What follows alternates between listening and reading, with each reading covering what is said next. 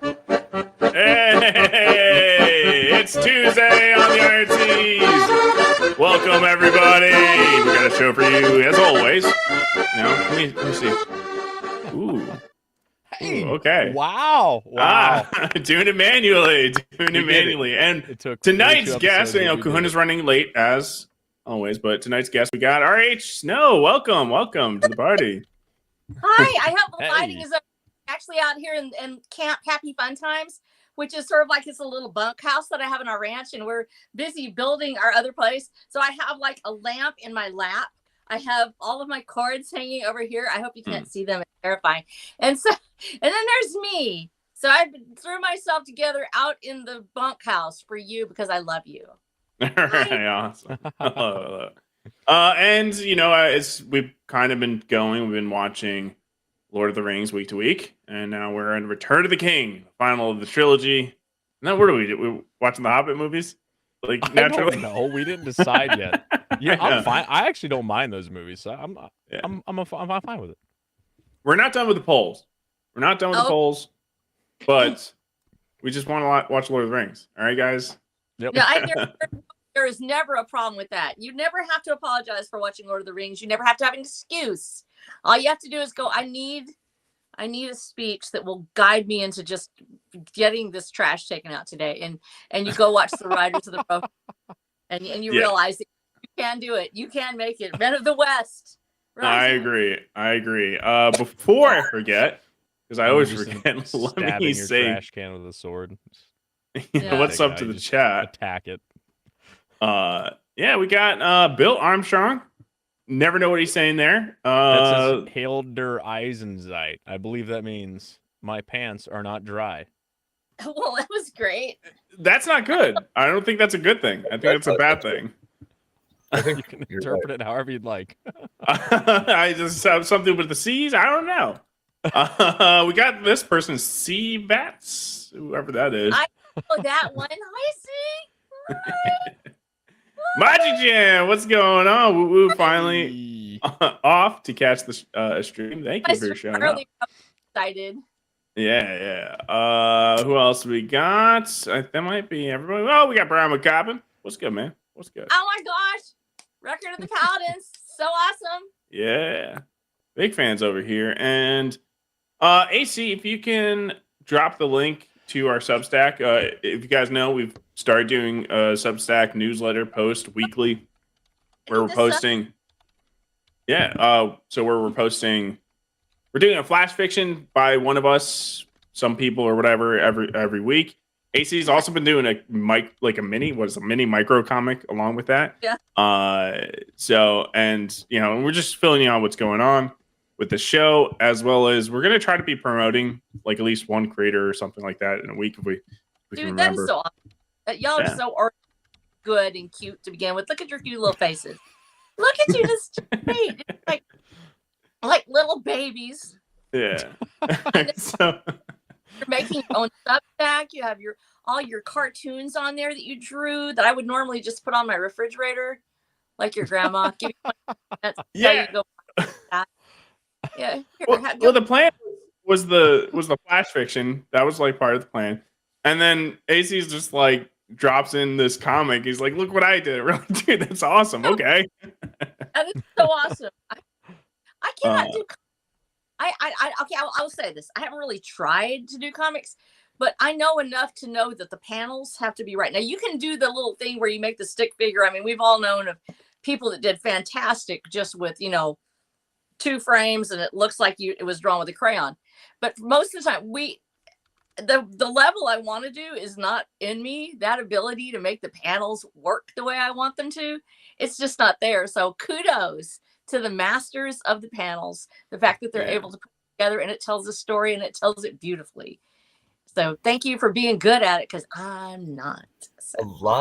A lot of it comes down to just like, if you're into movies, you can make comics. Basically, is my takeaway. If you know the movie terminology and you like kind of understand camera angles and like, establishing shot, reaction shots, when a good time is to like have them say, or like what is relevant in this scene, as they're talking about this thing, you know, whether that's like the expression on this guy's face. Maybe that's when the camera cuts away and you show like the tree off to the side or something because it's symbolic of something. I don't know. That's where Peter Jackson's work shines, because he does it almost frame by frame. I'm not going to say that he doesn't cut it apart, but when you're looking at the scene, it's encapsulated. There's no question about what frame you're watching, what scene you're watching. There's not a lot of clutter in it. It's about the scene in front of you. And he frames it in such a way that you're lost in this immersive moment. And that is a lot like comics in that respect, that you're honed in on this frame. And you can almost see him move from scene to scene. And I think it's because we're so used to this movie now. Having seen it in the theater, I don't know how y'all saw it the first time. I saw it in the theater. And such a remarkable experience. And that epic scope of it, and the way that he put those scenes to stitch them together to create this seamless feel. It's not something that all cinematographers are able to do. It's not always something they grasp. So when you see it in the hands of Jackson and you see how well he told the story just with visuals, even just the visuals. I was watching today because I wanted to catch up a little bit on it. It had been a while since I'd seen it because I loaned it to a friend. I have it actually on my discs, and we loaned it to a friend who was very depressed, and it was his favorite film of all time, and he still got it. And I'm like, I'm not asking for that back. That's that man's joy, you know. It's like, so I got on. I'm watching the cut apart parts of it, and I had to put it on mute. Snow. If you took it back, that would be that's what a story is. It's conflict. It's like I've given him something that he loves, and now I take it away. Story of life. No, I love him. I love you, Jason. And so no, he probably doesn't even know it's in there. He loves that movie so much, and so I was like, you know, I'm gonna go look at it, and I was looking at the clips. I had to put it on mute for a minute, so I was sitting there, even on mute. The epic nature of how he captures the movement of troops and bodies, and goes from a tight shot of Gandalf looking over the parapets into this sea of orcs rushing forward. The ability to stitch that together without even any sound. I can watch this and I can tell you where he is in the story.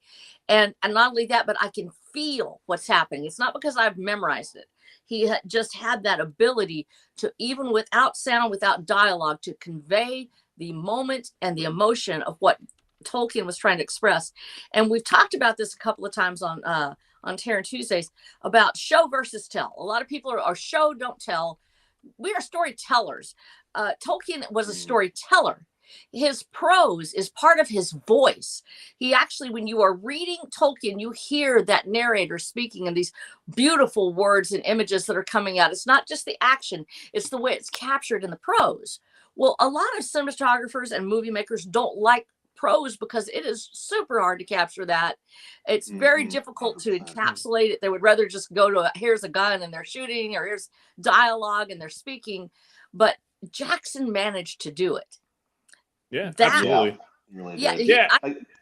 Tolkien in the visuals, his ability to capture that light, and there's a couple of others that came to mind. Anne of Green Gables, actually from 1985. That movie, if you've never seen it, it's a total girl movie. If anybody's seen it, let me know. I just finally got to watch it. It's the first chick flick I've watched in almost 20 years. I mean, it was the first one I've seen in a long time that didn't have a gun or explosions in it, and I was like, I don't know what to do. I'm like watching it. It was actually pretty good. The ability it's like the women talking. What's the point? I don't get it. No, it actually was okay. I was all right with it, but real quick, we do have to get the rundown before we get too far into Return of the King. Emily, give us the rundown. What movie did we watch this week? Sure, yeah, we watched The Return of the King from 2003, which is a great year. The summary for this one is the final confrontation between the forces of good and evil. Hey, they're fighting for control of the future of Middle Earth. Now, Frodo and Sam reach Mordor. In their quest to destroy the One Ring, while Aragorn leads the forces of good against Sauron's evil army at the stone city of Minas Tirith. This is starring the cast as as we've gone over for several weeks. The cast is huge. We got Elijah Wood, we got Ian McKellen, you got Orlando Bloom, Viggo Mortensen, San Astin, because I still didn't correct the typo, Andy Serkis, Bean Sean, Andy Slow Serkis down. a second time. No, Kate Blanchett, Ian Holm, Christopher Lee, Hugo Weaving, Liv Tyler, Tyler, and on. Huge cast. The budget on this one still $94 million, but it brought in over $1.1 billion worldwide and counting. That gentleman. 17 Oscar wins. Rundown. The highest of all time, or tied for the highest Oscar win. Back whenever Oscars may have had some weight behind them, because it actually was deserving of it, instead of it just being like, oh, look, this schlock. It wouldn't have been nominated for most of categories in the modern day. It would have been the makeup was fine, I guess. Even that, they were like, ew, those guys are ugly. I don't know. Yeah. No, okay. So starting off on this, I'll say like slowest pace wise coming off. As far as like comparatively to the Fellowship and the Two Towers, this one definitely it takes a bit to kind of get started. Would you agree with me on that or not? Not necessarily. Well, it does, but it does because it's not boring, but it is slower. It's setting up the final conflict. Yeah. I okay. thought it's pretty good. I think you're taking it directly from where I read the books early on. I read it like in 1973, something like that. All three of them when I was in junior high. And one of the things that captured me at the time was that the movement from book 2 to book 3. You're dropped right in the middle of everything. There's literally, this terrible moment, and it all drops, and you open up with this scene when Jackson opens up on the scene with Gandalf returning with these others, and they're riding up. I thought that it captured it perfectly because we're in the middle of that moment, and a lot of people complained about the fact that it felt like it was like, oh, you just stopped the book and now you have to pick up the next one, and there's really not a lead into it as much. But in honesty, you're going to be reading this first 2 parts. I haven't really ever known anybody that just jumped in and said, I'm just going to read, the third book. So the same thing for me. I'm already in to begin with. So I thought it was a great opening. And of course that's kind of my style anyway, as far as a writer. I just want to preface, like, I'm going to be super critical. I love the movie, but it's like, because I think there is some things to critique in this one, but not to say it's not like it's a fantastic, amazing, best experience ever. But it's like, we already know you're getting approved. Yeah. But I'm like, the first 2 I think are better. But also I think it'd be more interesting if I was trying to critique of stuff. Some people might say I have a pull up my ass for that, but whatever. Not the first time. Yeah. But I don't know. Okay, so in the book, I can't remember, because I remember in Two Towers, like they ended with right after Shelob. So where did it pick up in the book for the Return of the King? Do you remember? Does anyone remember? I believe that we actually pick up with I think we do pick up with Gandalf coming up to the Minas Tirith, but I would have to go back. I know that it happens fairly close to the beginning, where we actually find Frodo and Sam rescues him and takes him out, and then they go off together. And so that seems to happen pretty close to the front, if I'm not mistaken. And it's been at least 15 years since I actually read the novels. And since I started writing my books, I haven't been reading as much because I'm busy. But this is one of the first books I want to go back to, because I probably read it every 10 years. And when you're 62, that's a lot of reading. That's reading all 3 books, like 6 times or something. And so for me, that moment where we leave him with Shelob, and he's like dead. So he does sort of pick it up in this movie instead, I think, doesn't he? They go back and they actually have him to where he's like with Shelob, and then they get away. And I was looking through the movie at this time, and I missed that part just because I was getting ready to come on. So if you guys know where they actually pick up, because I think that's sort of out of sequence with the books, isn't it? Yeah. Chat, anybody know? Yeah. Not that anybody said they pace everything a bit differently, but it's been too long since I read the books to tell you exactly how. I will just say that the third one, I think, suffers from a lot of the same problems as the second one, but to a lesser degree. I will say the third one has a lot, maybe it's nostalgia or what, but like it's a lot more polished with the direction they went with the second one. And I still stand by the first one as my favorite. It's so poetic. It's so perfectly done. Like RH said earlier that Peter Jackson can just like from a cinematic perspective deliver the story visually without even a single word being said. Even though there's words and like music and all this, I was watching it this time around as a comic book creator, and I'm like, this is a freaking comic. And it's the most apparent in the first one, and I think that it's clear cut, masterful communication. First is the best. 100%. Yeah, I think like some of the really like the climaxes with some of the plots in this were done very well, and they were very strong. Probably more so than some of the other books. And also a lot of the conclusions that we're getting to a lot of these plot lines were also very satisfying, and that's just something that we just don't get in most stories. Period. Like as even a semi satisfying conclusion. So. Or a conclusion. Yeah, George. Well, having been in love with Tolkien for a long time, this is my favorite one. I'm sorry, I'm going to diverge with you guys here because I love the story so much. And having read the books before I saw the movies, I was anxious about how they were going to capture this, and it was perfect.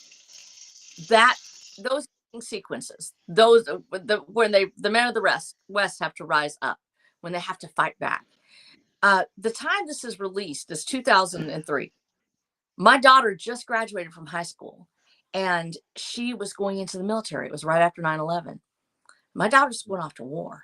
Base. And watching this, and my family does that. My family, my grandmother was in the Women's Army Air Corps in 1941. She went through the war. No My father was so based. My uncle's in the Navy, so he would bring home macadamia nuts and stuff when I was a kid, and it was really cool. But yeah, continue. But so coming from that culture of warriors and not just that, but women being in the military, which is really kind of unusual with somebody in my age group to have a grandmother that actually served. And so we have this family sort of history. There's always somebody in each generation. And I was raised up in a sacrificial home. Let's put it that way. There are things worth fighting for, things worth dying for. So to watch this movie from that perspective as a mother of a child going to war, and not knowing what's coming, not knowing what's going to happen next, because she had a scholarship to study opera. And she instead said she was the one. She was going to be going into the military. And her teachers cried. Everybody cried. She was actually on a list of, she was in a famed school, actually, it's Booker T. Washington High School for the Performing and Visual Arts in Dallas, Texas, and had gotten a scholarship to go to college to study opera. And they were very upset because she had gone into the military. And the teacher that I would have never guessed was her choir teacher. Turned out he was a Vietnam veteran, and he said, "I support you. You do whatever it is you feel like you need to do." She did. And so she did. To watch it from that perspective, see this epic fight, and no matter how you feel about the Iraq War, the deceptions that took place, or the things that happened, we are still in this battle. Men of the West, what are they going to do? Are they going to back down? Is anyone ever going to light the beacons? This is an epic battle for the civilization, not just of the West, but of the world, of the good things in it and all the beauty that's in it. Every culture that has something beautiful is up against dark forces that are trying to destroy. And if you look at it now from this epic scale, and to watch it now from this point forward, 20 years in the past, and to see it still relevant, those speeches, those moments, we're still there. This is like an unending battle that we're in. And to hear those voices once more to say that we have to rise up, we have to fight back, we have to keep trying, we have to save what we know is beautiful and good, and we have to be willing to fight and die for it. There are things worth dying for. There are things worth fighting for. This movie captures that in its entirety. And whether it's Frodo and Sam and their sacrificial acts, because they are a very different pace, a very different feel. But if we're talking about Frodo and Sam from the perspective of Tolkien, who served as an ambulance driver, I believe, in World War I, and his experiences on the battlefield, he has so much in common with Sam and the friends that he lost, the people that he knew who had PTSD that suffered. Frodo's story and Sam's story is so much of his story in that respect. His experiences are reflected in some of the things that happen when we see Frodo getting onto the boat and he's drifting away. Anyone who's ever loved a veteran knows what this means when you are fighting those demons and there's something. No, where is there a place of peace? Is there one? Are we ever going to find it? Yeah. These things resonate with me so much more now, 20 years in, than they did then. And then it seemed like my world was coming to an end. And I'm still here, and we're still here, and this battle is still ongoing. The fight for the survival of the beauty and the goodness in the world. I love this movie. I love it better than any of the others because that is the apex of Tolkien's story. It's what makes it the greatest story of fantastic sacrificial heroism. Yeah, and that's where I'm saying, like, I think the climax, like the battle in Gondor, like I think that's probably the peak of the trilogy. My criticisms are more out of that, right? Because I think you do get probably the best moments, if not the best moments, in this in that sequence. It's hard not to get emotional like 6 times during that fight sequence and the ups and downs throughout the fight. My wife, we were watching it again, of course, and it's like man fears orcs fear horses, horses fear elephants, elephants fear ghosts. It's just like one after another. It's like keeps upping, and it was just great how the sequence just kept going, so I think let's just stay on this topic for a little bit because everything that happened in that, so I'll say, like, before getting to that, I think some of the lead up to it might have felt off, and I don't know about everyone else besides you, Snow, but I was movie first, then book, so that affected some of my perception into it. So it's just like some of these characters you're introduced to, but you didn't really know, and you're kind of trying to get to know them while you're like trying to figure out some of the other stuff or following along other plot lines that you care more about, and you don't know necessarily how good some of these plot lines are going to be just yet. But I mean, so let's just talk because we've been thinking about making videos about it and everything like that. But like, man, what should be the cringiest line of the trilogy somehow like gets me every time when Eowyn. No, not that one. Eowyn. That moment when she faces the Witch King and she says, "I am no man." Oh yeah, that one. Yeah. And right. she doesn't take it. She's technically not the one that says it. She said that in the book. She says it similarly. Yeah. Similar. Okay. I'm not a man or whatever. Okay. Like. Okay. Yeah. Okay. Yeah. So it's convoluted, I think, in the book. I love the fact that she does it. There's nothing girl boss about it. Now, I've known actual real girl bosses because when you have a daughter in the military, you're going to know a girl boss if you don't. But I've known some women that could literally whoop a guy if if you're not in the military. If you've ever seen a woman carry a saw, then she's a tough little gal. But Elwyn's fight. She's Tolkien's Mulan. His version of Mulan, basically. But go on. Sorry. Yes. But she's Eowyn is epically heroic in her fragility. We know she's there. She's fighting alongside the men. She's got Mary with her, and she rides up, and she's still who she is. She's still fragile, and yet she is the one who strikes the killing blow. There's not this invulnerability about it. She's able to kill him, but at the same time, she is damaged. She is injured. There's no sudden, she kicks him through the wall and this is really cool. She doesn't lift him over her head. She doesn't arm wrestle him. She doesn't throw a huge boulder at him. And actually, now that you mention this, something I've never picked up on, even in the rewatch, she is a symbol for the most vulnerable people of Middle Earth rising up to strike back at evil. Like you said, it's the West's chance to strike back, and she is the embodiment of that in the moment of just defeating the Witch King. That is the most vulnerable among them. Think about it, with Mary at her side, the hobbits, they are like nothing in combat.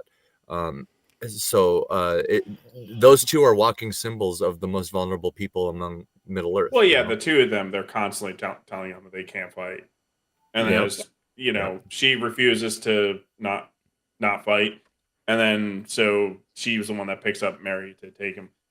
Something that was cut out of the Fellowship, right, was the Baron Whites from the books, and I totally get it. When I was reading on the books, I was like, it is kind of feels like out there, but lore wise, that has to go into how the Witch King died, because people are like, wait a minute, like, why did a stab kill the Witch King? It's like, well, because they got a weapon back from the Baron Whites, which the Witch King back thousands of years ago was the ones that got cursed them or whatever. So that blade is technically the making of the Witch King, therefore it undoes him, which is also kind of how the One Ring is ultimately what undoes Sauron as well, because he made the ring.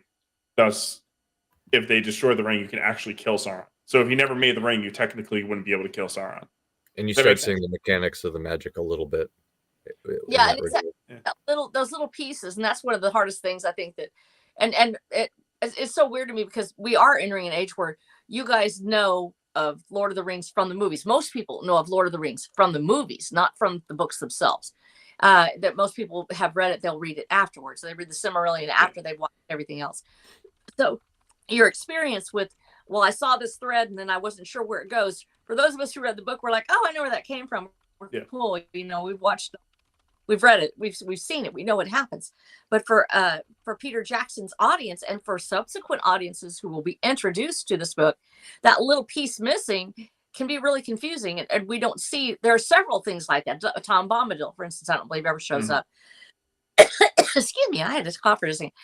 These things that are the little parts of it are the heart and soul of why novels are sometimes so hard to adapt, especially epic series. And it's one of the reasons that we have so many people beat the drum for show, not tell, don't make it too convoluted. They want to make it into a movie. They want to make it into something that they can watch or create. But it takes away from the ability of the novelist to create this intricate web of actions. And there are some things that just don't translate that well. And one of those things is all of the different moving parts. Hang on, guys. I'll be right back. Hold on just a second. Oh, sure. I was going to say with the Eowyn scene, the scene was fine. The only thing that bothered me about it was the order of events that took place felt a little bit too Hollywood, and I don't like that.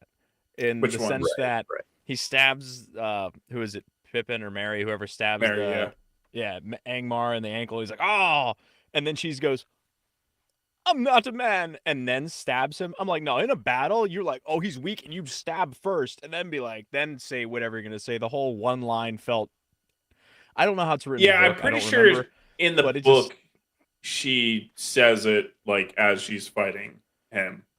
And they're kind of like this, and he's like, talking, and it was before Mary like stabbed her. Okay, even if it was like stabs her and she's like, I'm no man, and then stabs, I'd be fine with it. But it was the whole, I'm not a man. I'm like, was that necessary? Beowyn, look, I simp for you the way you simp for Aragorn, but it just didn't work for me. I don't know, man. It is a little bit of cinematography flair that I kind of like. It's not. I don't know. I will add her golden, her reddish gold hair is a symbol of fire and light. It can be a symbol, whatever, but to the previous. Wait, symbol. what? Her reddish? She's got gold hair. What? Reddish gold. Is it reddish in the book? I don't know. Dirty gold. Because in the movie, it's definitely just gold. Her hair is the color of light. Damn it. She's a light symbol, striking at the darkness. Oh yeah. King, the king of the shadowy wraiths, like literally a shadow. He's a ghost. It's based. Mm-hmm. Yeah. If anybody's gonna do it, it's gonna be Tolkien, and that's the time that it works. And then any other time that somebody's like, I am no man, it's just not gonna work unless they've laid this kind of groundwork, I guess. Well, it led people to be like, okay, so because she's not technically a man, that's how the Witch King died. It's like, no, that's not what happened. It's the blade that Mary stabbed the the Witch King with is what allowed the Witch King to die. Mm-hmm. Yeah. So, no, I do get it. But I still feel like it just doesn't have any of that cringe of what you would see from typical things. Because a lot of people point out this thing, that scene being like, oh, this would be shouted out as woke. I'm like, no, I feel like it's got the same exact feeling as when you watch Mulan. I think, like you said, AC, it's like these two movies, it's like, because they're not fighting this war to prove a point. They're fighting this war because they're trying to live. Mulan was fighting the war so her father, who was too old, wouldn't have to go to the army. Are you talking To me, it about? didn't feel. If it came out nowadays, I'd probably be like, "This is woke" or whatever. But the fact that the book was written so long ago, it can't be. It was established before this was like in the. I disagree with that. What's the word? Zeitgeist lexicon. He could have I wrote don't- this I- in the this came trench out of World today, War I'd One, be like, for all "This we is know. cringe. This is Yeah. straight." I would read way too far into it, even if it wasn't there, because it's been so hid over our heads that I look Yeah. for it, and even the slightest sniff, I'm like, I don't like this, and I won't give you the benefit of the doubt because the climate doesn't allow for it until the pendulum swings way back. But because the book, Well, is without old, that line, I forgive it. guess. Maybe Yeah, without the line, maybe. maybe I'll take a crack at Beowulf and I'll just make it super based. I'll do super accurate, super based Based the wolf. Beowulf. Oh yeah, that's like rife for Arnold a hitting comic. women That's in perfect for a 80s comic. movies based. Yeah, that level. Dude, super based, yeah, like really awesome, and then also accurate to the story. That's what I'd like to see. Anyway, that's off topic. Sorry, but Beowulf is kind of Lord of the Rings in a way. Tolkien was. Well, yeah, Tolkien's a huge Beowulf fan, and he wrote a His Beowulf own version novel. of Yeah. He did his own. I won't be able to stick around for very long, unfortunately. There's just some circumstances I couldn't get around. But what I will say about this movie in particular is, while I do, part of me does like Fellowship more. I think this has some of the strongest moments ever put in all of cinema and in all of writing as well. That's my man. Yes. Yeah. Yeah. This book has more moments like that than any other story that I can think of. Period. Ever. And I can agree with that. Yeah, like even the smaller moments, like Gandalf telling Pippin about the afterlife. Oh, that's such a good scene. It's an amazing scene. It's a Yeah. beautiful moment. I tear up just thinking about it. But yeah, but no, ladies, no, I'm sorry I can't be more present for this episode. And guys, sorry, I wanted to tell you guys, but I pretty much as soon as I found out, I've been slamming busy trying to take care of this stuff. So Oh, Sure. you're fine. all right, Do what you gotta do, man. love you all. Hey, have a good night, guys. You're so awesome. Yeah. Answer real quick before you leave. Why just couldn't? Oh, no. Okay. He's gone. Okay, let's talk about Theoden. Because fantastic character, of course. Like my wife said before, the speech that happened to rile the troops up, excellent. Everything that was going on in there, amazing. Yeah, anything to contribute? I think that when we look at this from that aspect of prose, of him speaking Tolkien's voice into the book, we hear him in everybody. I heard you had a question, but I did not hear it because I already clicked it. Got to ask it. Oh, yeah. Why does Kahuna sound like his testicles are in a vice? What? No. Herman, who's to say they're not? You guys can't see you can't see from the waist down. That explains it. All right, later, Kahuna. I feel great. And you're going. Yeah. I'll be right back. Bye. No, bye, guys. Okay, bye. Be good. All right. All right. What were you saying, Snow? Sorry about that. No, I'm off track. What were we talking about? We're talking about the voice. Theoden. Yeah, those speeches, all of those things. We're talking about Theoden. We so often we look to Gandalf to hear Tolkien's voice, but Tolkien's the aspects of Tolkien's in this book, because like I said, he is a veteran. He's a veteran of World War I, and his experiences are split up between these characters. Theoden is the epitome of the redeemed warrior, of the man who feels beaten down, who has listened to the wrong things, who has been taken away from his true form by the cares of the world and by the corrupting influences that surround us. And his redemption arc is part of based not on his becoming a more peaceful person or becoming gentler, but instead embracing in entirety himself as a warrior, of taking his place as a leader of men in battle, and taking that group of people out with that speech. Those words, we forget, those are the real words of Tolkien. Those are his thoughts. And when we see Theoden speaking this, we are hearing the voice of a World War I veteran who, having lived those moments, having seen what happened, and all the horrors and the epic battles of war, the beauty that he brings to it is that he actually lived it. The reason it feels so right is because it's authentic. It's not being said because it sounds glorious. It's pouring out from the heart and soul of a person who had lived through the battles. The reason it's so terrifying when he says it's a day of ruin, it's a day of, this is not, we're going to go out and everybody's going to be glorious and whoop-de-doo, it's going to be awesome. He's telling them this is horror and death and rain and blood. And at the same time, there's a beauty there that cannot be described by just mere words. There's a spirit to it that if I could find a way to speak like that, but I can't. It's not my experience. My world is different. Tolkien brings us his experience as a veteran who fought in wars and who survived and lost friends. And he distills this into this beautiful, glorious, bloody speech. And nothing can touch it because it's real. Mm-hmm. Yeah, and you could see like the fear that's like the aroma that's happening, and the bravery of just standing up and screaming at into the face of that fear. And then like after they have that good charge against the orcs, then the elephant show up, and it's kind of just this like oh shit moment where they're just like, oh no, this is not good. But they're like, all right, rally up, everyone, let's go, get in line. And then they what do? They charge forward, and they just keep going, just constantly. The men of Rohan just fighting endlessly. It's amazing.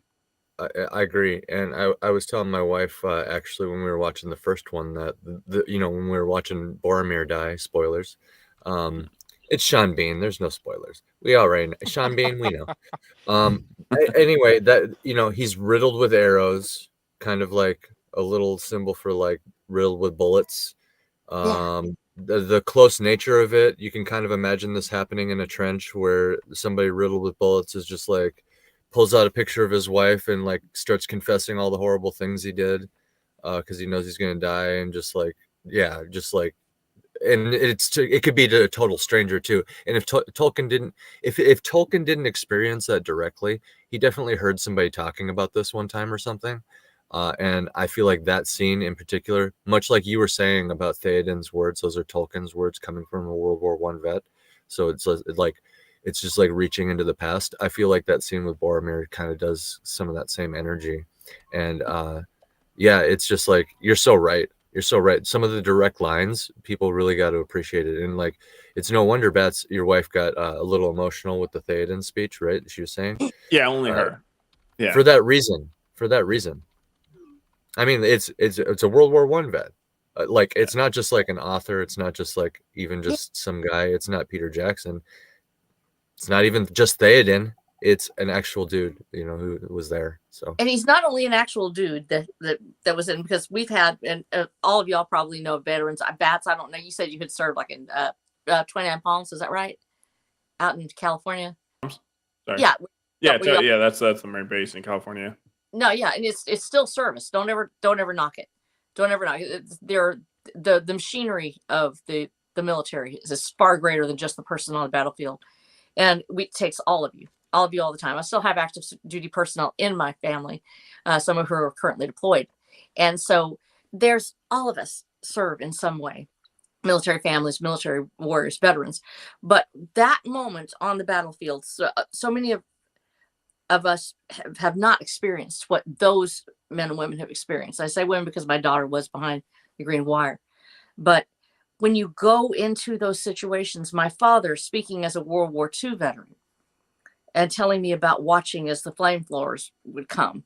He had a horror of flamethrowers. He couldn't watch them in movies. He couldn't bear to see them. And he would tell me about, you see them coming closer and you could smell the flesh and you could see them. And I when I see the elephants, the how they reacted to them, how terrified they are, how horrified they are. And you have to hold the line. You have to keep trying. You have to keep going forward. Once again, this is from experience. But it's not just the experience of having seen it in World War I. He now starts writing this book, and it's coming through World War II. He sees it coming again. He sees the dark clouds gathering. And Tolkien himself said it wasn't necessarily an allegory of World War II. But we are shaped by our circumstances. We are shaped by who we are and where we live and how we exist in this world. And that element of having been in war and watching it come again, and from the stance of people that have lived longer, and I don't know how to say this because when it comes down to it, I am an elderly person. That's what I am. I'm 62 years old. I've seen things that other people are, that your mama may not be old enough to have ever seen yet.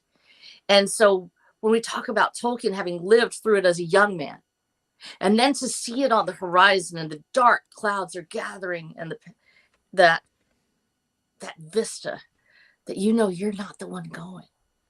You're not the one going, they are. Him trying to distill this voice.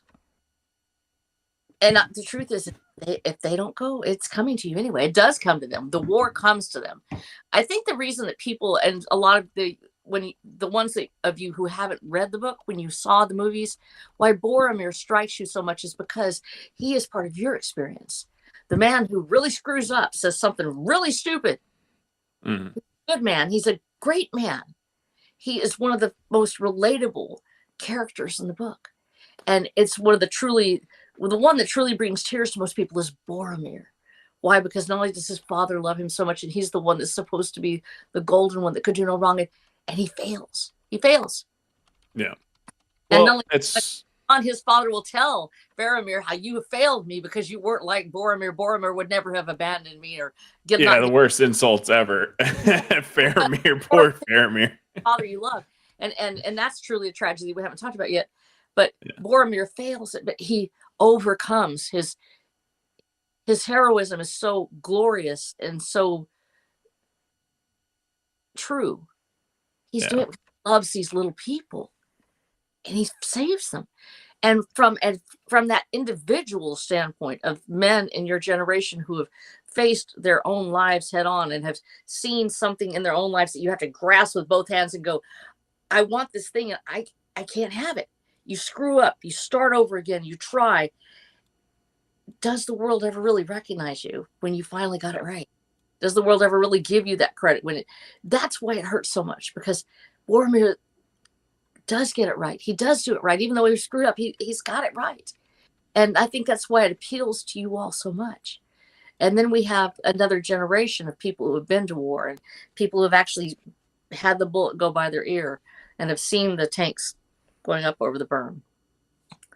Those people see that different perspective from Theoden. Theoden is that image of the redeemed warrior, of the man going back to be who he is supposed to be, older. He's an older man.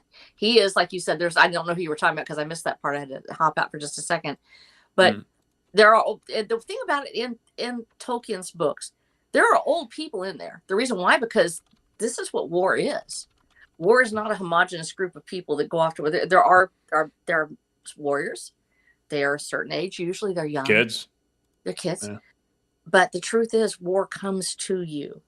War comes to your doorstep, and it will attack the children and the little people. And as a result, you will find women with a gun in their hand. You will find an old man standing there taking down whoever he can take down. Yeah. This is not woke. This is him telling the story as it has to be told. And the reason that it resonates with so many people across the ages is because he does touch all of those age groups, but it's not because he decided to diversify. And I want to add in somebody old. I want to add in somebody young. He's telling the story from his own perspective at each point in his life as an older man watching war unfold across the channel. And you can only imagine what's going through his mind as he's writing this. So Theoden's voice, like I said, is this glorious voice of actual authenticity. He's real. He's speaking from that, and you are hearing that spirit and that soul. One thing I want to, well, probably two more things I want to cover, because want to get a little bit, because we got a lot more of the movie to cover. Yeah. Right before Theoden dies, his last words to his niece, Daughter. This is daughter. Yeah, daughter. Okay, I forgot the relationship with the nephew or whatever. Yeah. No. His last words to her, and basically he goes to the halls and he's like, with no guilt or no regret or whatever it was on his consciousness, so however it was worded, it was so perfect. It's another extremely touching moment. But I think, okay, so how do you guys feel about the ghost coming in to save the day? Because that was kind of always something I felt like a little unsure on. A common The discussion. Army? It's a common talking point with Deus Ex Machina talk. It's badass. It's Well- awesome. I have no issues with it. It's so cool. Who cares? I have They come in, absolutely. they overrun everything. They needed something to turn the tide. I loved it. I have zero issues with it. I think don't people have- that take issue, they need to just get on the cool train because it's Yeah. dude, it's just Well, it brings up badass. like the same questions that the Eagles are kind of right. It's like, well, let's just take the Awesome, Ghost too. Army and like overrun Yes. everything, because Yeah, you can't stop the Ghost Army. but they needed the sword to make it happen. Like it makes sense in context. Well, too. yeah, they but needed the King of Gondor Dude, to I would love to return see and to the be able to Ghost undo the Army. curse. Yeah. Get on the Eagles. I'm down.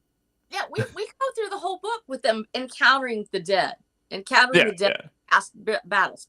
This is actually a running theme in the novels. It is not Deus Ex Machina. It happens in all three of the novels where the ancient warriors With the Baron Whites as well. Yeah. Yes, it's Yeah. over and over again. Not only the past intrudes upon the present, that Mm. the sword that you were talking about from the Barrow Whites, it ends up killing the Nazgul king. We have these warriors that show up over and over again, where Frodo falls face down in the puddle, and the dead are there.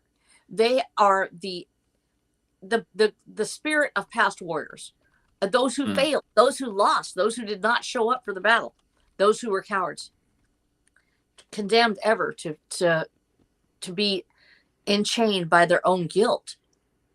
One of the things Tolkien does best in the novels, actually more so than the books, is these running themes of not just individuals, in the case of Boromir, or in the case of armies, when we're talking about the orcs versus the riders of the Rohirrim and the men of the West, but also the stories of arcs of humanity, of moving from cowardice to heroism. We see it in Theoden. We see it in Frodo. Actually, he's first too scared to do some things, and he becomes great in his pushing through his fear. And of course, we see it in the ghosts. Why they are that spirit, the same thing. They had been corrupted by their own cowardice. They had been lost to time, forever condemned.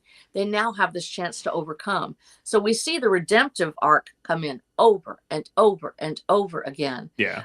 Those who are destroyed by their own madness, in the case of Faramir's father, Borom's father, where he is utterly destroyed by his and corrupted once again by the ring. He's a sympathetic character in so many ways. Grimmet Wormtongue, who corrupts Theoden. Those I think, thematically, definitely works out.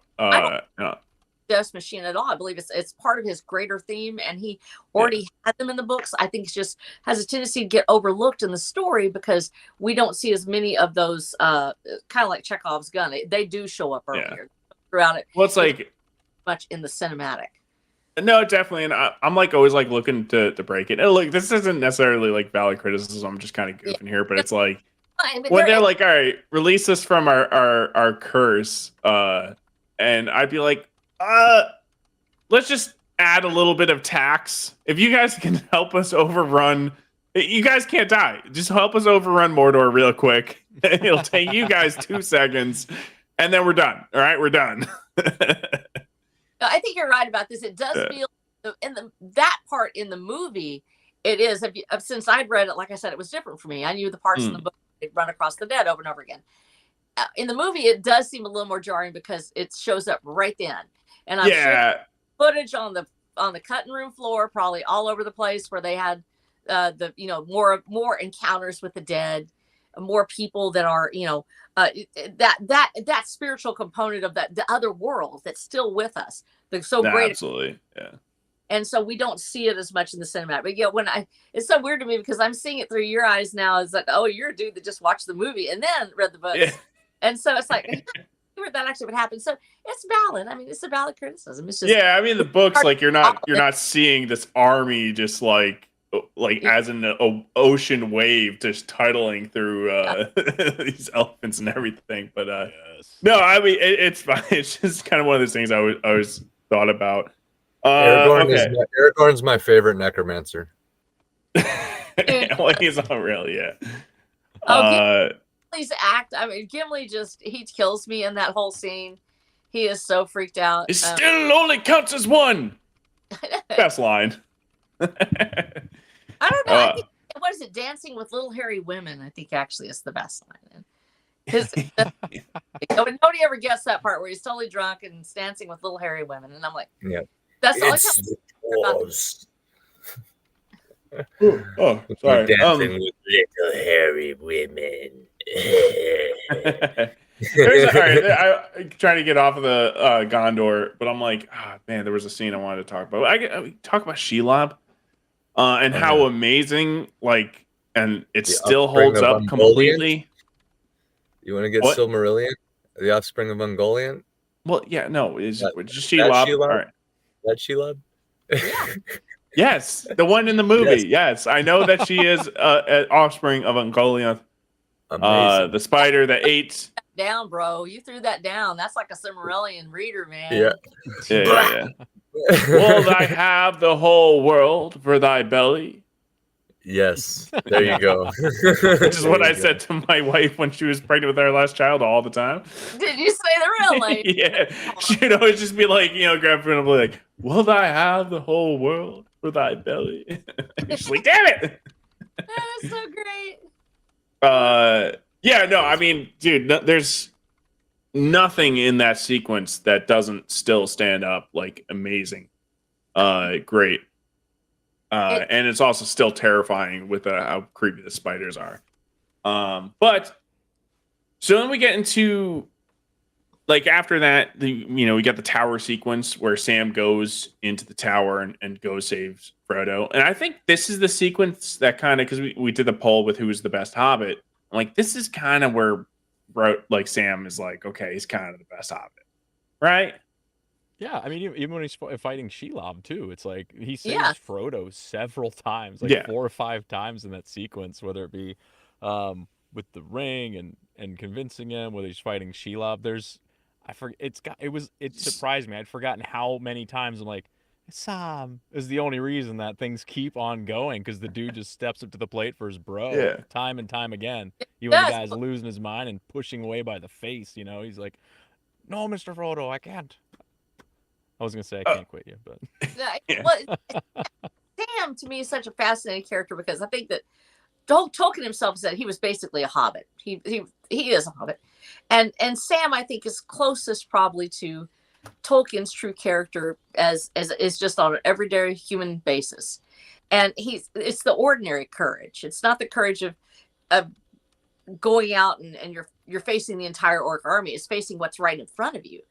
And so Sam represents that. He loves potatoes. He wants to eat. He wants to cook. He's suspicious of Gollum. He knows that he's up so good.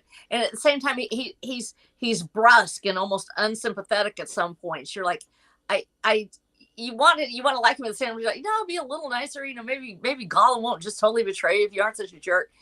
He's just a dude. He is a dude doing his best to make it through life. Frodo is that friend. And I don't know if you've ever had that friend. It's the guy that would literally do anything for you. He would die for you, but he has a fragility that can only be described as more spiritual. There's no way to describe these people. They are breakable. They are crushable, and yet they are the ones who carry the greatest burdens. And we know them because usually your toughest guy and your bro is going to be that one that's that little, like almost like in Daniel, you were too beautiful for this world, that song that they sing, that this person is the one that carries the greatest burden. Sam has no time for that heaviness of thought. Sam is there to keep people alive, to eat a potato when he needs it, to keep Gollum in order, and to do what he has to do to get the job done. Yeah. And Sam is the one that actually, in the end, with this, there's a reason why we end with Sam in the book, where he goes back and he's with Rosie and he's carrying on. He's the veteran that made it home. He's the one that finally came back. And he has stories of his own to tell, and he has things that he has to do, but his life is going to go forward. Yeah, absolutely. Frodo, because of his great burden, because of what he saw and what was burned into his soul, he can't get over it. He needs the rest. He needs that respite. He needs that place to go where he can be healed. And me speaking as a veteran's daughter, my father, I said, never got over the war. He for all of his life, he woke up screaming. I was taught you would go into Dad's room and you would stand back, because if you touched him, he would come up out of that bed with his fists like this. And as he would tell me about the story about how he was locked in a battle with a man with a knife, and they were clasped like this. And he said, I could look in his eyes. I could see his eyes, and he could see mine. The only reason I'm here is because my father won that battle. But he never got over it. He was a 16-year-old boy who lied about his age to get in. And for the rest of his life, he's going to wake up screaming. My father was that beautiful, fragile spirituality, that person. And to see Frodo there, I know a lot of people have a hard time looking at Frodo and go, because Sam is the one that comes up and just does it. Sam can handle it. Frodo carries the burden, and then Frodo's the one that's the most hurt by the whole thing. And to know these people, to know those ones that are thrust into situations perhaps beyond their ability sometimes to handle that stress and that anxiety overtaking them, and yet they did their best. They did everything they could do and more. Those people are the ones that need the Sams of this world. They don't just get out there and make it on their own. You'll find them when they're abandoned. You know it when you see them. They're out there on their own, the ones on the street, the ones that have no one else coming in, the old man or the old woman that's living by themselves that has no one else left to care for them. Those people that carried that burden and have that scar on their soul need the Sams of this world. The ones that are insensitive sometimes and get over it and move on and drink a beer and eat a steak and, you know what, I feel better, I'm going to go to bed tonight. They need each other. And that's what makes Sam so beautiful. He's that guy. He's that, rock'em sock'em hobbit, for lack of a better word. He's the tough one. But he is who he is because of Frodo. He becomes heroic because of Frodo. And Frodo's own scarred journey, his inability to control what's happening with the ring, his agreement to take it on, and then finding it's corrupting him. It's changing him. It's just taking away from his soul. Without each other, the story would not have been whole. And I can't help but think, and it's not canon, so I don't know, but knowing Tolkien's story, and knowing that he said that he had a friend who had died in battle, and he had others that he came back with that were never the same. To see himself as Sam as being the one that could somehow carry forward, and he's telling their stories through these characters, not because he maybe intentionally, but to be able to speak that is the reason that friendship also resonates with us. It's authentic. It's real. Tolkien lived this life, and there are people that he knew that he went out and he would take them out and perhaps have a beer and sit down and listen to a story that they never would tell anybody else. But he was able to be their Sam. And I think that's why Sam ends up being the one at the very end of all things. He's the one that's there that we get to watch walk away, because that is Tolkien's own life and his own ending. He's walking away to tell the story. Yeah. Okay. Sam is definitely the best Hobbit. And I want to bring it up because I keep forgetting to bring it up, and it's right in the beginning of it. So this is also kind of controversial. Big change from the books. Yeah. Saruman's death. in the movie, which was cut from the theatric version, which was a whole nother thing. Yeah. But they approach the tower, and he's at the top in the movies, and then he's pushed off by Wormtongue, right? Yeah. Kind of a little bit anticlimactic because it's between it's the beginning of the movie and it's after the battle, but that was in the movie that you saw like a year ago. I don't know how you guys feel about that, but in my opinion, so again, controversial take. I kind of prefer it over the book. Well, that's because of I think the cinematic. I don't know, Emily. What do you, Justin? I said Justin. I want to call you Emily. You're That's fine. Either one. It's my fault. I picked the name. I know. I thought it was. Again, I mean, I know what you mean. It to open up and it gets started. The movie starts with the Smeagol in the ring and getting that background, and then Frodo, Sam, and Gollum. So you get like that transition, and then that's when they confront Saruman. I know what you mean because it's like early on, and then they basically like talk some sense into Wormtongue, and he just like stabs him. It's like, oh damn, that's how this guy goes down. All right. Yeah. And if you watch the movies in order, close together, it's not as bothersome. But I know what you mean. Yeah. A year later, Right. theaters, it Right. starts off like that. That's And- kind of where what I'm saying is with the Yeah. breakup between the movies. Now, in the books, do you know how it happens in the books? No. I don't Okay, remember. so he doesn't. That's not where he dies. He makes it all the way to the end of the book because What? the Hobbiton was taken over by Saruman, Yes. Oh, while that's they were right, away. yes. Okay. Yep. and it's this whole thing where, and again, I read the books after the movies. So basically, it's the heroes coming back, and they've taken their experience, and they basically run over like Saruman's little encampment that he's kind of made there, and they're able to overthrow Saruman. Oh man. So Actually- they come back home and it's all taken over. That sucks. Yeah. My Kind of a downer. favorite. One of my I think- favorite parts of the book is actually that book where that part of the book where they go back home and the Shire has been corrupted while they are gone. Their world changes, and this is real. This happens. You send everybody who is the meanest sucker you got there, all your dudes that would, come up and fire a gun if somebody did the wrong thing. Mm. You come home and suddenly your county government's all different. There's a thing Yeah. called Battle of Athens. If you haven't heard about this, you need to read about it in Kentucky, where they came back home from the war, and it turned out that their entire county government had suddenly become very corrupted.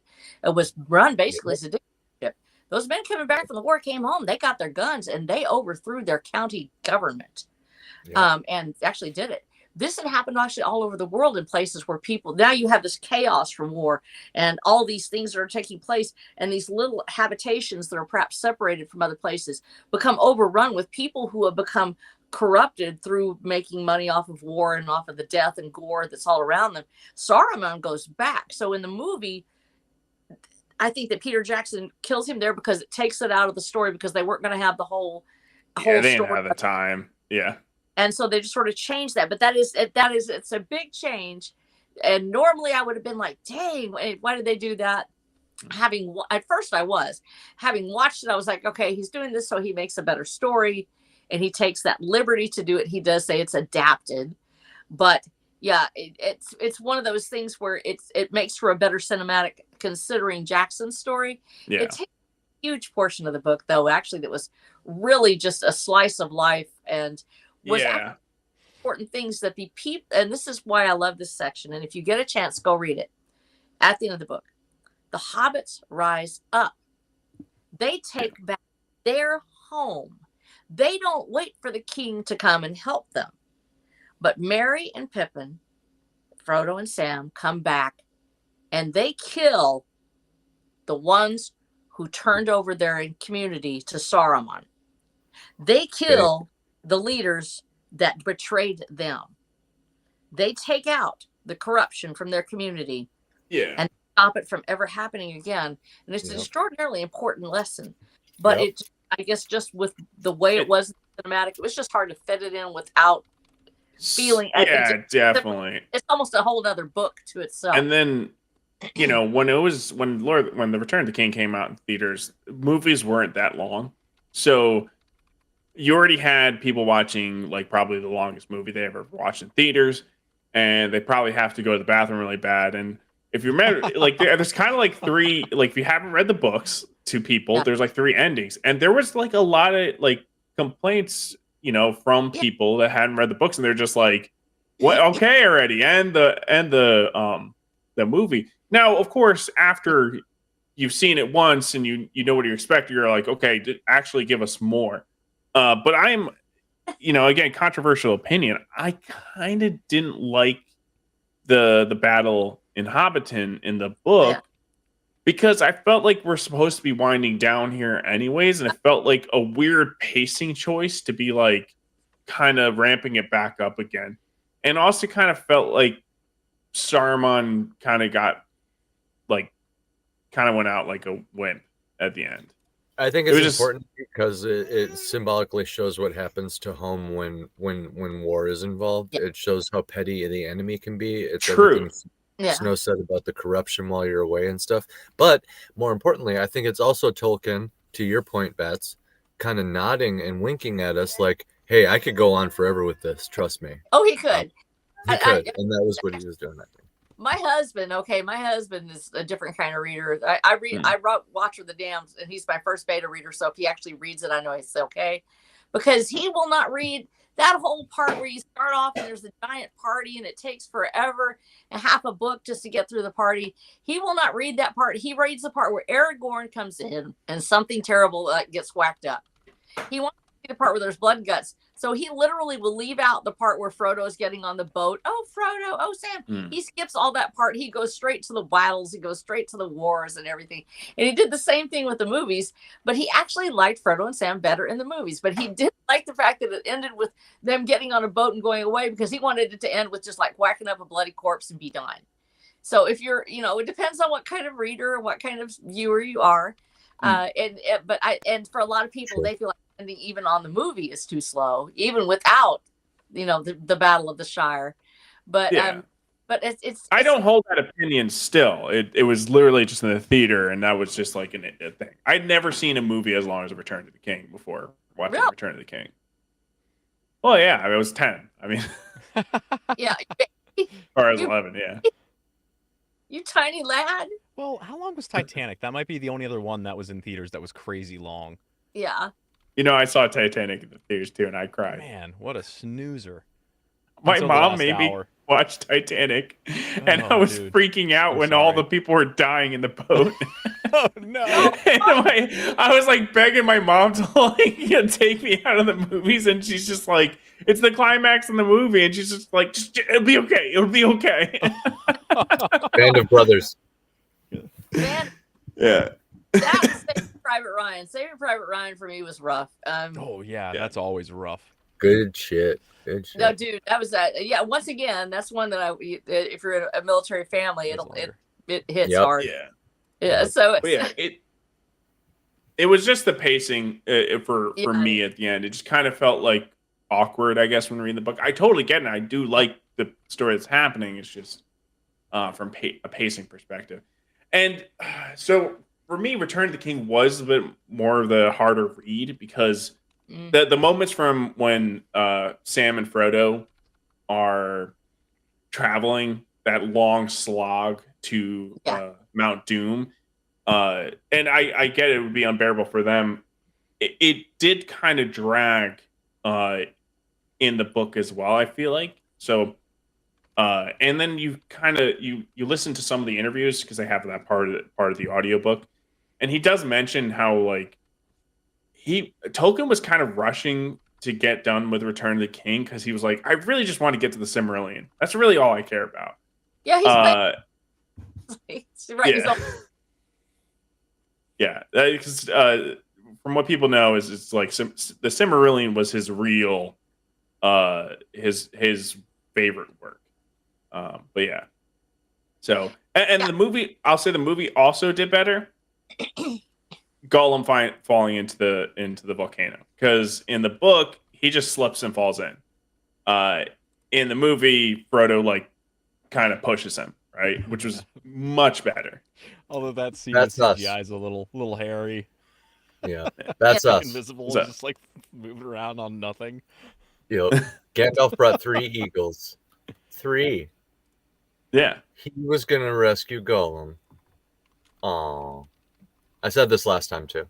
Yeah. He was gonna rescue Gollum. 3 eagles. 3 eagles, everybody. Oh, good point. Yeah. Well, doesn't he ride one? Or you mean he brought 4, including the one he was riding? Or he Yeah. just There's an brought extra 3? eagle for. Yeah, there's an extra Oh, eagle okay. for Gollum. Yeah. Is that No, and really so, why, though? Maybe he brought to attack Gollum. Wait, did you know Yeah. that Gollum was with him? I think he did. Maybe. Because Gollum, he was the one who told Frodo that Gollum was following him in Moria. No, I know, but that doesn't mean that he. But I mean, it's whatever. But no. So the reason that Tolkien explains the reason he falls, he just slips into the lava, is because Gollum broke an oath, and there's this huge thing with if you break an oath, words matter in Tolkien's writing. Boromir breaks his oath Yes. for a second. What happens? He dies. Anyone who breaks an oath goes against the word, it is a death sentence in the Tolkien universe. And that's why he, like, when people came up to him and were like, why just fall? And he's like, well, isn't it obvious? Like, Gollum broke an oath. Like, he's going to die. That's what happens. Like, Well, he does bite off his finger. I mean, that adds a Oh, little. yeah. yeah. So he bite off your finger and then he falls in, But I think that it also was to do that part because you talked about the slog. Reading this the first time, I actually felt like I was there because it seems like it's forever. It's like you're just going up the hill, you just die. But once again, that was some great writing. And for people who don't mind the pacing, I loved it because I felt like I was with them taking each step. On the other hand, if you're the guy who is waiting, like my husband, just wants to go and kill something, it can be a little tedious. So they said there's different kinds of readers, there's different kind of watchers and viewers. And so that I think that the pacing actually in the movie probably went a little better because it reached the broader audience of people that were wanting to, hey, let's get through this part. Let's go ahead and see that, that climatic scene with the big battle and everything else, and then them going home and Frodo finally going away on the boat. I think that that the movies themselves probably did repackage it to a certain extent where it was better for a broader audience. I mean, broader meaning people that would actually love the movie, not just everybody because we want to make a buck, but people actually would love the story as a movie. And movies are a different art form. The writing the novel and realizing that this thing may never be able to be made into a movie, you make your peace with it because you realize you're writing in something that doesn't translate to the screen in a 2 to 4 hour time format. And for Tolkien, that's probably was the last thing on his mind is a story that would fit in with a movie theater full of people. And so he's a little harder to translate. And I think that is where, actually, this is one of the few times I'll say that I really thought somebody adapted a story well. Yeah. That it actually worked in such a way that the author would have been honored. I still love the book better because I love Tolkien's voice. I love his prose. But this movie is one of my favorite of all time, just because of that, the fact that they were able to capture that. And I think that it did him a service. More people have learned about Tolkien probably than ever would have ever known about him and have learned to love him in all these things because of the movies. Yeah, no, definitely. I think the last thing I'll add to this before we move on to something else. There's something you notice in the very end after the ring is destroyed. There's something on Gandalf's hand. It's the ring, his ring of power that's just now decided to show itself. He was actually wearing it throughout the entire trilogy. You just can't see it.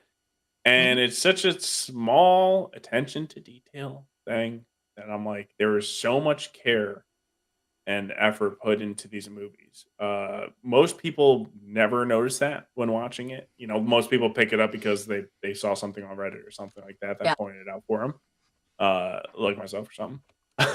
But yeah, no, it's just those little things, and it's like, I just wish we could see that kind of care put into more. Pure Kino bets, and I will add my one of my gripes. One of my gripes is with the handling of the magic a little bit. Like the scene that RH mentioned earlier about Saruman being killed. Again, I would love to see the Scouring of the Shire, even if it was its own movie or a TV series. That would be amazing. Wow, beat him up. That'd be cool. Just make the scene where The movie would Saruman be dies. 4 hours. It would be 4 Make it- hours long. Good. That'd be great. I'd do it. I know. Anyway. So my problem is the second wizard battle we see, right? It's very cool. It's an actual wizard battle, right? I remember. Do you remember my criticism of the first movie when I was like, "Oh, the wizard battle. It had to be like this." Jedi force powers. Yeah, it's just force power.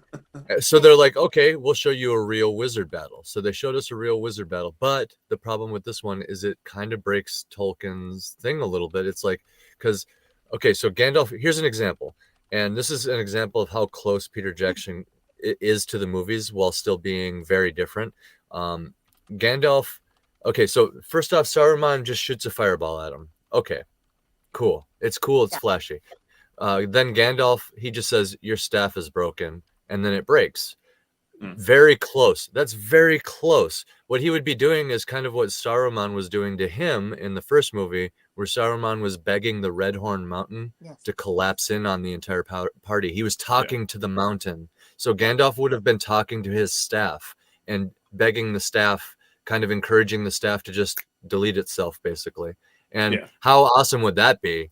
That's how powerful he is. You know, he got the wizard staff to just self-delete, basically. And that's what I'm saying. And what you were saying about words have power. Like, this is the power of the words. The words can, like, he can speak to the very objects themselves through the fire of creation. And it's to the point where, like you mentioned, oaths. That's what Tolkien decided to drive home on and really stress with this. It's so powerful. It can keep spirits around for thousands of years. The oath breakers. That's the ultimate, like, you know, he does this over and over again. And when you realize how heavy-handed it is, it's like, oh, this is a beautiful painting that's suddenly like coming to life in front of me. Like, it's all about oaths and stuff like that. Yes, but Brandon Sanderson, oaths matter. Yeah. They matter. Yeah. Well, and that's Social what context, too. Tolkien is a linguist. He actually creates these languages. Each word he is creating is logos. He is actually putting the spirit into the words. They become holy. They are geases. They are quests. Each one has a power that if you do not completely do what is told to you, if you swear to do this thing, it will destroy you. When Pippin goes up and offers himself to the steward of Gondor, he makes an oath. He has to follow through. There's no, I made a mistake. Dude's crazy. He's got to do it. and Gandalf's power, I love this about Tolkien, and this is actually one of the best things.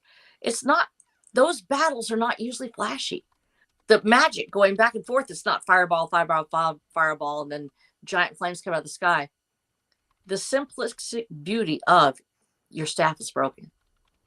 It's the corrupting influence. It's the power of light and dark in the background. When you see the magic of the orcs being created, in this case, this is a different story. Of course, this is where it deviates to when the orcs are being created and they're being burnt out of the scar on the land, and they're this perverted,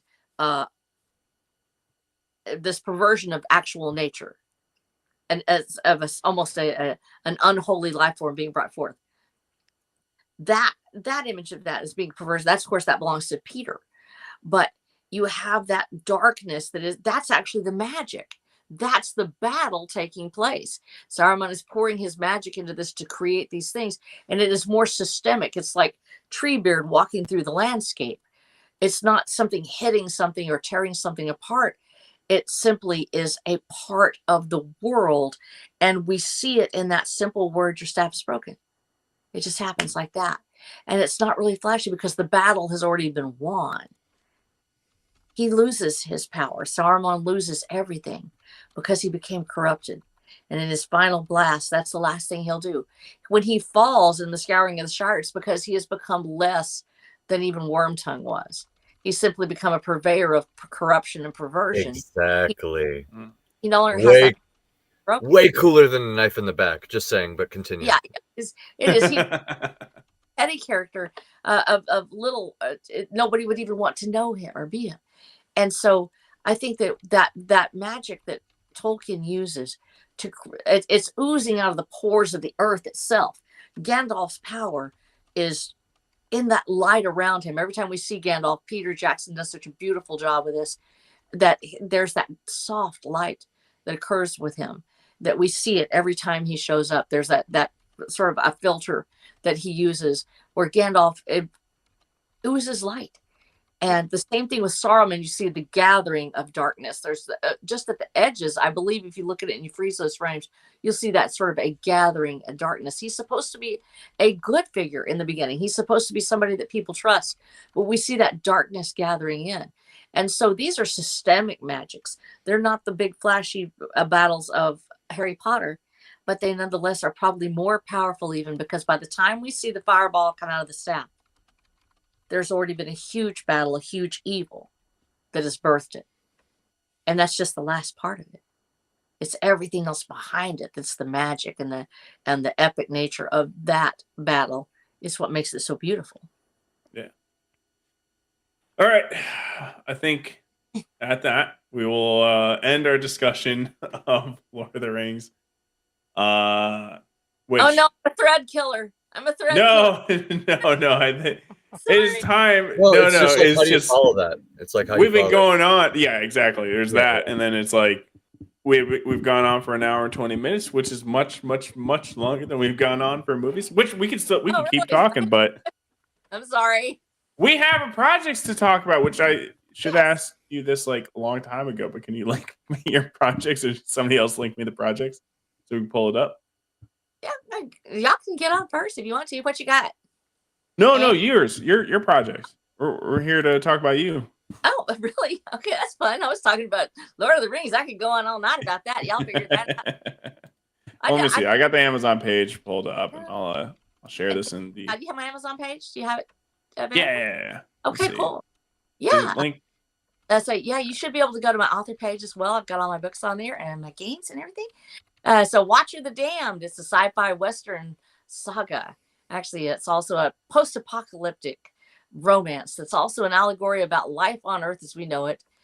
When the world is already corrupted, how do you bring it back from that corruption into the light of day? How do you turn from being a prisoner to being a free man? That's what Watcher the Damned is all about. We actually go through from the very beginnings, not just where he ends up in a revolution that magically takes place. He actually starts out as a prisoner, and he will start creating the revolution, crafting it, working his way through with his other cohorts, of course, who he meets along the way. And they will put together an army. You get a chance to go through the creation of revolution. And part of this is actually based on the Texas Revolution itself, which is why it's based in Texas. And we talk a lot about that. I'm a big lover of Texas history and have read tons of it in different viewpoints and everything from different vistas. And so we put this into the book about how do you create a revolution? How do you overcome state surveillance? How do you work in a world where people are constantly watching you, where the system has never really died? And in this world that he's in, the system is, of course, a corporate oligarchy that's never let go of its own power, that has never said goodbye to its love of telling everyone what to do and how to do it. And of course, they tried to save the world and foobarred it completely, so much so that no one can possibly ever hope to recover. And that's how Watcher the Dam comes into our world. We start off in this broken world that has been destroyed by people who thought they knew better than the little people.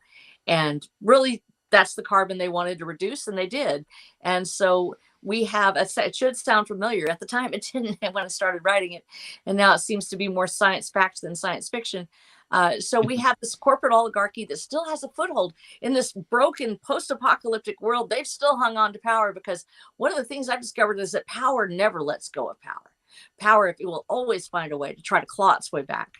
And in fact, when you are in some of the worst circumstances, you will have some of the most dictatorial forms of government form. And so our hero, of course, who is the Watcher, starts off in a prison. He will start working his way towards freedom from a place of despair, from a place of feeling like he is utterly abandoned with no hope of love, no hope of freedom, no hope of ever having back the life he once lived. And he is going to work his way towards not only regaining his own freedom, but freedom for everybody. that wants it. Now, he's a rough character. He is a man who believes that there are some men who just need killing. He has been trained as a killer. He's been trained as a fighter. And he sometimes can be very cynical and very rough in his ways. He will meet along the way a person named Rose, who is a little more idealistic than he is, who really honestly has a hard time with killing stuff, but she doesn't mind doing it if she has to.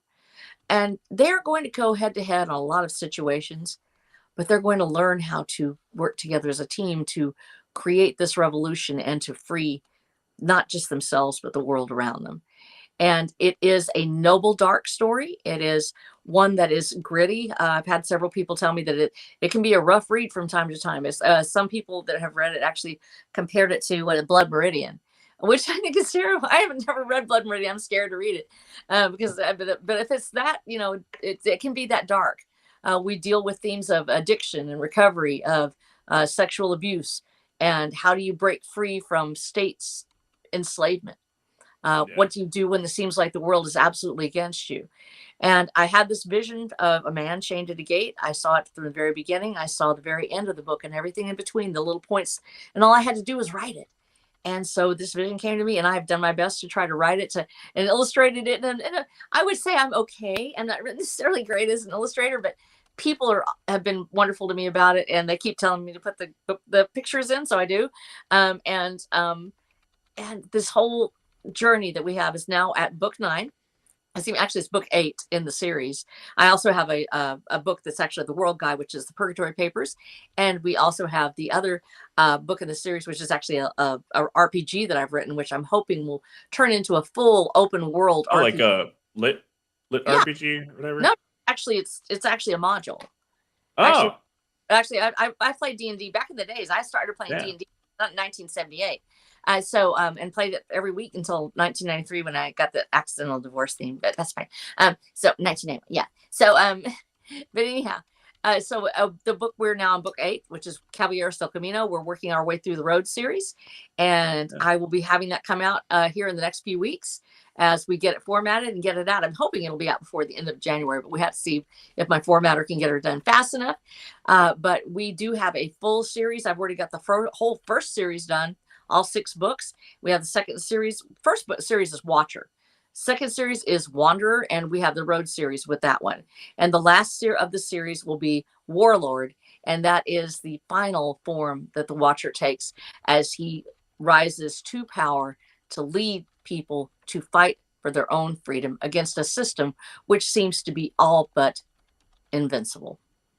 Yeah. So this is something that's on my. I'm going to try to read it at some point because it's like, as you mentioned, you're writing stories, so you don't have time to read it. It's just like, all right, I understand completely. No, it's like sucks that we don't have time for both. But I didn't notice that before. You have a cyberpunk element thrown in here. Absolutely does. Actually, one of the characters in the book is the ring itself. There's a ring. It's a device, and they're living in a world that has been almost completely devastated when it comes to tech. Through an act of war, an EMP was released, and it actually released a bioagent which corrupted the entire world. It killed almost 98% of all human life on the planet, including almost all the women. And at the same time, they lost their tech because this act of war took it all out. So they're pretty much hammered back into the Stone Age man cave that they're living in. They're mutated. They're horribly scarred and disfigured by this bioagent. And they don't know that the ring still exists, that their devices still are able to function if they can get into a dead zone outside of the jammers that are out there. That's a little bit of a spoiler. And so there is a character that is called the ring. Everyone has one. Back in the days, they all had one. They all used it. And then it seemed to be erased off the face of the earth. But there are elements of tech that still exist, that still work, if they can find them and use them. And in this story, tech is magic. In fact, you're talking AC's language right now. Yeah. It's got a very similar type of magic system. Yes. Yeah. One of our wizard is actually a coder. And we have a couple of tech wizards in there. I have the guy that actually does the actual hardware, and the ones that actually go in and do the maintenance on your stuff and put the chips in and everything else. And then I have the guy that writes the code, and they're your tech wizards, and they actually call technology magic. I have this magic that I'm able to do. How is he able to do it? How is he able to get in touch with the server when supposedly it was wiped out? Well, it turns there's a mirror out there that somebody set up somewhere. And if you just know how to get into it, you can actually go through the nodes and you can reach it. And you can have the world opened up before you if you can just get there. You have an AI that's actually on the ring itself. And of course, as you know, if you have a server is root, actually, not a person, server is root. And it controls itself. And this AI exists in two forms now. The form that was before the happening, before this gigantic, terrible event took place, has been isolated on its own over here, and it exists with the task and purpose it was created to do.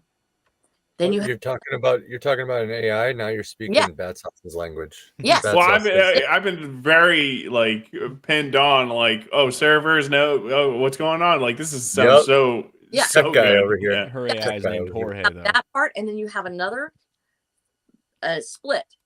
That is, these two were taken apart from each other. This version of the AI has become sentient and has become part of this world.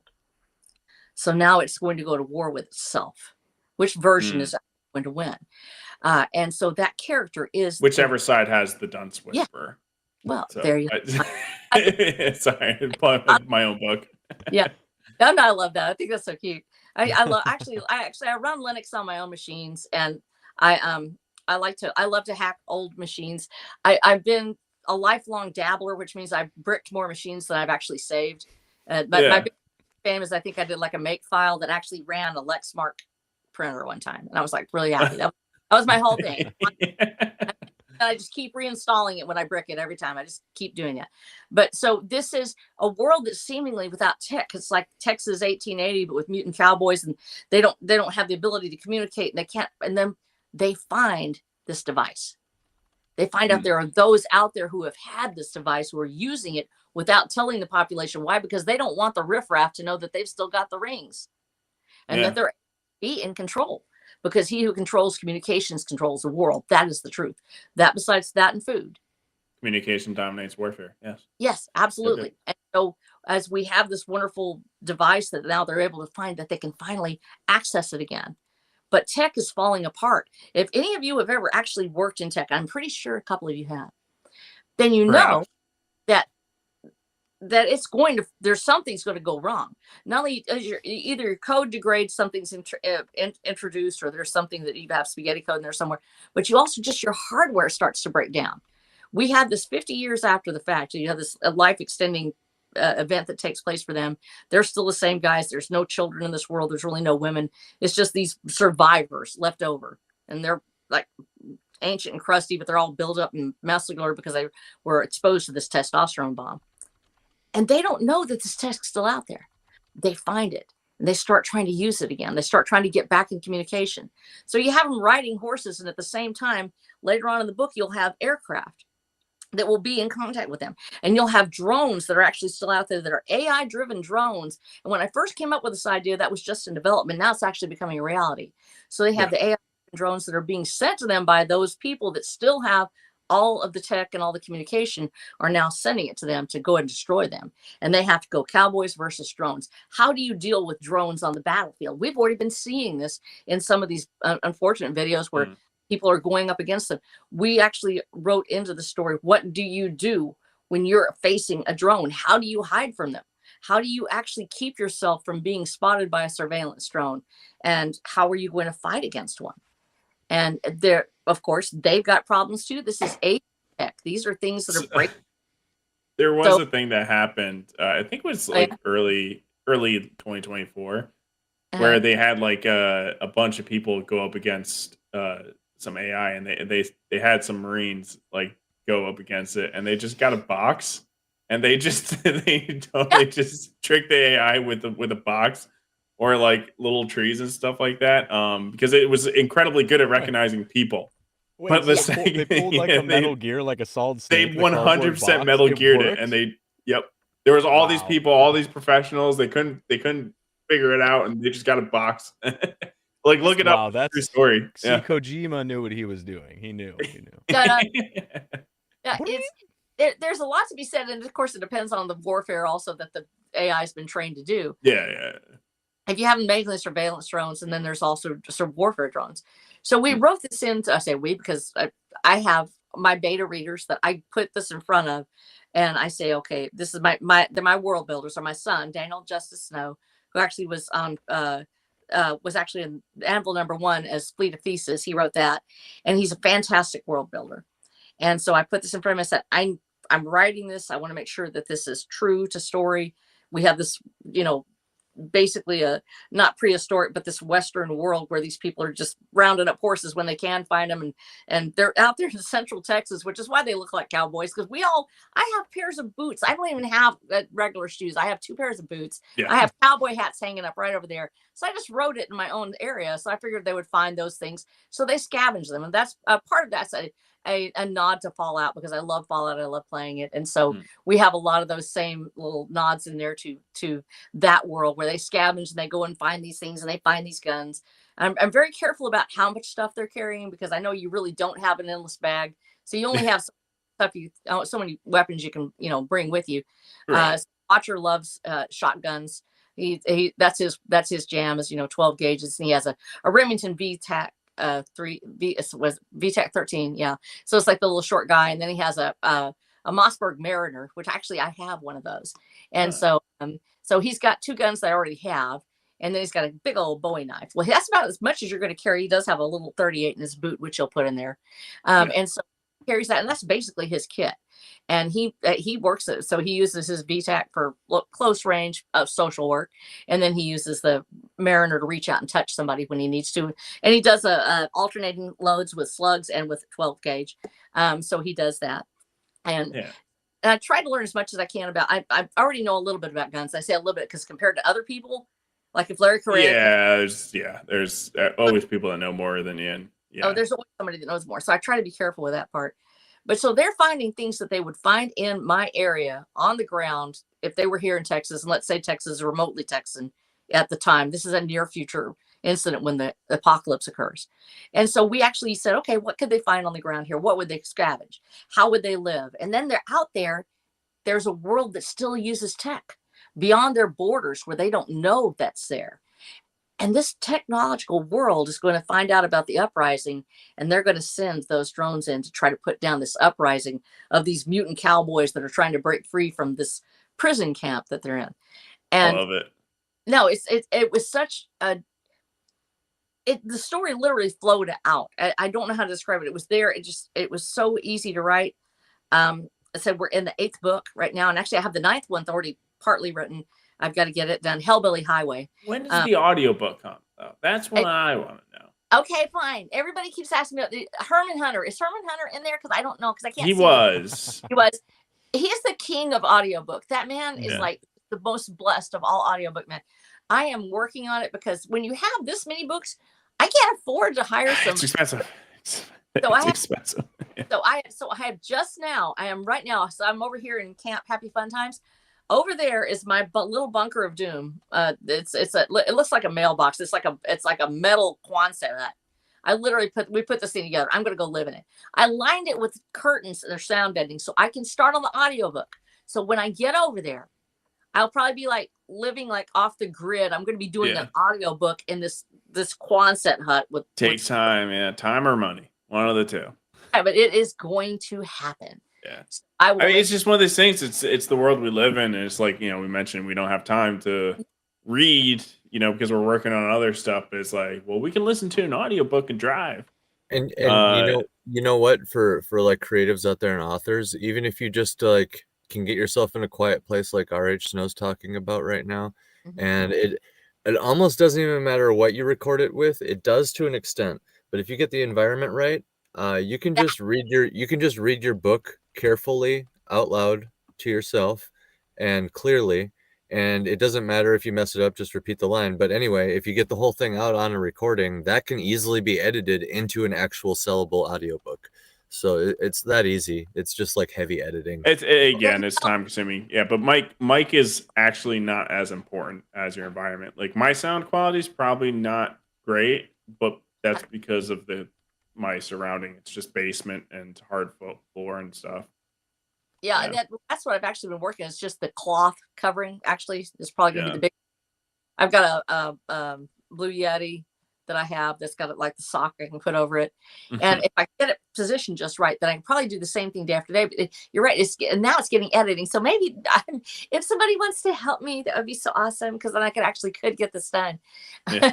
I can make the audio, because audiobooks would open it up so much. I know it's like. And it's one avenue that would definitely get so many more people to buy. Because I had a lot of, we were actually in the top 100 for a little while on podcasts. It's just I actually don't push it that much. It's actually just a short mini-series podcast.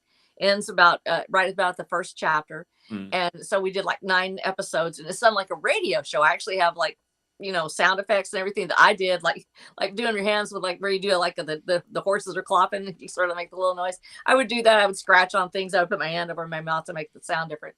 But so for this, I haven't ever done anything as far as an audiobook. And so if you know something about it, if y'all have any suggestions, please let me know, because I know that we've had I've told everybody before, this is like the biggest beta read in history. I basically just put these books out. There's been no advertising. There's been nothing, because I said I was going to finish this whole series before I would start, because I wanted to show George R.R. Martin that it can be done and he should try. And so here I am. You can too. And one of my consultants, Melanie Callahan with Self-Publishing Service, she helps me with the formatting, because I've got all those illustrations. And so when I talked to her, she was like, get the series done. Just get it done. Then you can go back and you advertise it. You do everything, and the whole backlog is there. Yeah. We've already got readers. That's what's so incredible to me. We have done no advertising. It's just me just talking like with you guys or whatever is all we've done. And we've gotten a great response. And so many ask me, hey, let me know when you have the audiobook. And I'm like, I'm trying so hard. And it just so yeah, anybody that's got suggestions or whatever, let me know. I am going to be doing it as soon as I get over there. It's like probably in the next week. I'm going to start probably on the first chapter. We're going to see if we can get it out. I know that Amazon has a very strict, like you're talking about the environment. I think you can't have so many clicks or things like that. Yeah. And I know how to do it. I've tried doing it on Audacity on Linux, and my Audacity, for whatever reason, I'm still having trouble with the way that the files are done. I was able to get a couple of them out, but it was just a huge learning curve for me. That was not something I've never done engineering and stuff like that. Most people do it through Audacity, and yeah, it's there's a lot to it, and it's another thing you have to learn to get your story out there. It's just so much work on us, and with like. This is where the audiobook helps, for novelists, but it's such a leap to get there, and we can't really like crowdfund like people can with comics, because they're crowdfunding art, which art is what advertises it, and it's like, well, it's a book full of art, so I don't know. The comics have a little bit more of an advantage, because when I put my art up, I have to tell people it's not a comic book. It's not a comic. This is just an illustration. And well, they're thinking it's a comic book, and then they look at it and they go, oh, it's not. So they move on. So it's a little harder, like you said, to crowdfund a novel unless you are known by it. They're way easier to consume, right? It's really the ease of consumability, and like novels are the most difficult thing to consume. Yeah. Whereas the comics are a lot easier. It's like it takes 20 seconds to consume the whole page of a comic, right? That's not much. The skill level for coloring, inking, penciling. Oh, to get it done. Oh, absolutely. Yeah. There's such a huge, there's a reason it's only 40 pages. I can sit there and type out a 325 page story, and it would take me maybe 4 months. The first one's like just flowed out. Like I said, just boom, they were there. And it's harder with a comic. You're having to do it, especially if you're doing it all. And a lot of times you're having to go to somebody that that will get the job done. And even then they may have troubles that come up. They can't finish it, or they can't get it done in time. That's the heartache of being in the comics industry. Yeah. Is turnaround and getting the, delivery, everything else. I can write the book, and as long as I can get my illustrations in it, and that's where I go to Melanie and she formats it for me. And also I have a few other issues, actually, because not only did I have a heart attack earlier this year, I Oh. also losing my eyesight, and so a lot of people don't realize I've got a thing called keratoconus. I think some of y'all know about it. I've talked about it before, and so I'm actually, my vision is distorted, and so I started losing my eyesight a couple of years ago, and actually had macular degeneration, and it miraculously got healed, and I can't explain that one. It was there. We have the pictures. We saw it, but so for now, I've been given a reprieve on that, but I'm still having eyesight issues because my eyesight's very distorted. So my illustrations changed. Now I had to go to Procreate. I was doing, pencil paper and a pink pearl eraser, my 3 Ps, and I had to move to Procreate. So I managed to get that arc of learning down, but that was pretty hard for me. So kudos to anybody that's able to do their own like engineering on an audiobook. I know how to record it. I don't know how to do that engineering where you take out the clicks and stuff, because we had been told that if it had clicks that Amazon wouldn't carry it. Is that right? I don't know. I'm not sure about that. I don't know. I should probably figure that out, because I look, so it was mentioned in the comments talking about you can't crowdfund an audiobook, and maybe this is just me being a little whiny about it, but it's just like but it's just like, I don't know, it feels like this is purely based off of feels that it's like, well, we don't have a bunch of art for our book necessarily to advertise it, so it just feels harder. Yeah. But I could be fucking wrong about that. But you could do a bunch of like $150, $300 commissions or whatever, $500 commissions, and do a nice little. I would pick a good number, like that means you had to make even more money to fund your audiobook. So it's just like market it as a digital package, right? It comes with like a 10-page PDF with highlights from the book.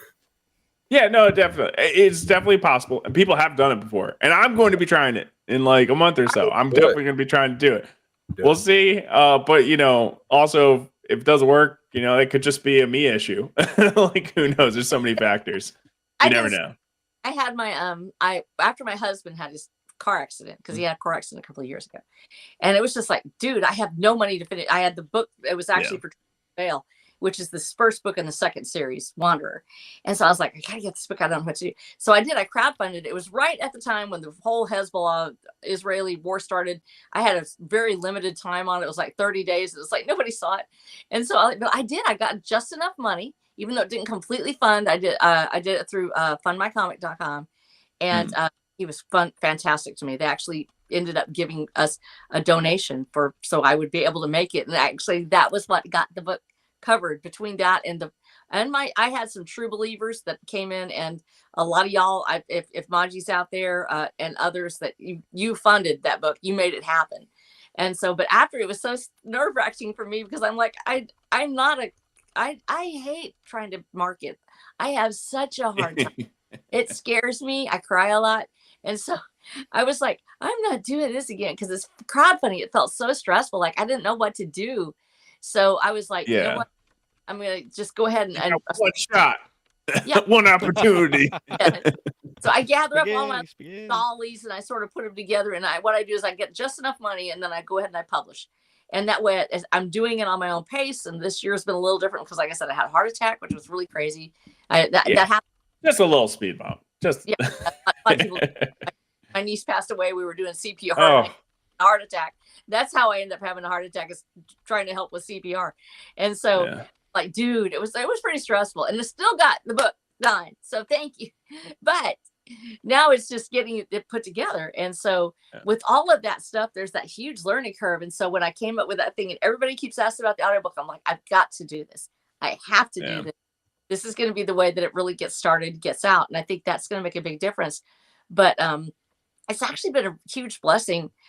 I never knew that people would actually read the book in the first place. And people have been fantastic to me about it. And then we look at this new thing came out where I think you guys saw this recently, where they were talking about how out of published books, about 20% of published books only sell 50 copies. And that most of the names that actually sell in the publishing industry are just the great big names, the classics and things like that, or people that everybody knows. If you get 100 copies sold, you're doing better than 20% of published authors. If you sell 100 copies, you are doing better than then I think it's what, like 30%. We're starting to get, we had a great year this year. We actually sold well over, I think it was 1,700 copies, something like that. Wow. Which actually amazing. But we also have a huge catalog. And so, like, I have 9 books. So I'm able to sell one. And I have people that have read the whole series from start to finish. And I see people, there's actually a really solid group. If I have a person read the first book, they're usually working their way through to the last. And so I've been thrilled with the way people read it. And so when people ask for that audiobook, I'm like, dude, if you want that, I'm going to get that for you no matter what. I'm going to sit down with my little eyes. I'm going to hold them thing up like real close so I can read it. And I'm going to have to like make the words really big. And I'm going to read that thing and we're going to get it done. So y'all be praying for me because I am going to go ahead and get that out. I swear before Jesus, I'm going to get it. I promise. I haven't got 100 buyers yet, but I guess there's just a lot of people that just don't want to be enlightened. I mean, it's just weird. No. Lead a horse to water. But I think before we close, I did want to ask you because are you a regular on Drawn and Quartered now, or? Yes. How long have you been drawing? 2 years. Well, 3 years actually now. I think I've been on there. Because I'm terrible at it. He never. No, you're not. So Snow, I was on there and Snow came on like last minute, and she just like did this. I was like, this is so cool. It's like the illustration of the 3 wizards. Which so sweet to me. Thank you. Yeah. So we always recommend Drawn Quarters to people because it's like so cool for people to like illustrate your stuff. It's just awesome.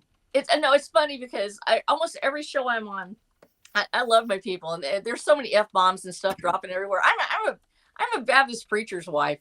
I'm like, people are gonna look over there. So I always, and the conversation will get real blue or something. I'll be like, I'll sit over there and just draw real quick, and be real good over in the corner. But it's a great show. I love the people on there. They're sort of like a second home for me. I've got my Iron Age family. I've got my Drawn and Quartered family, and there's a lot of them are comics book people. They're in comics. They've started there.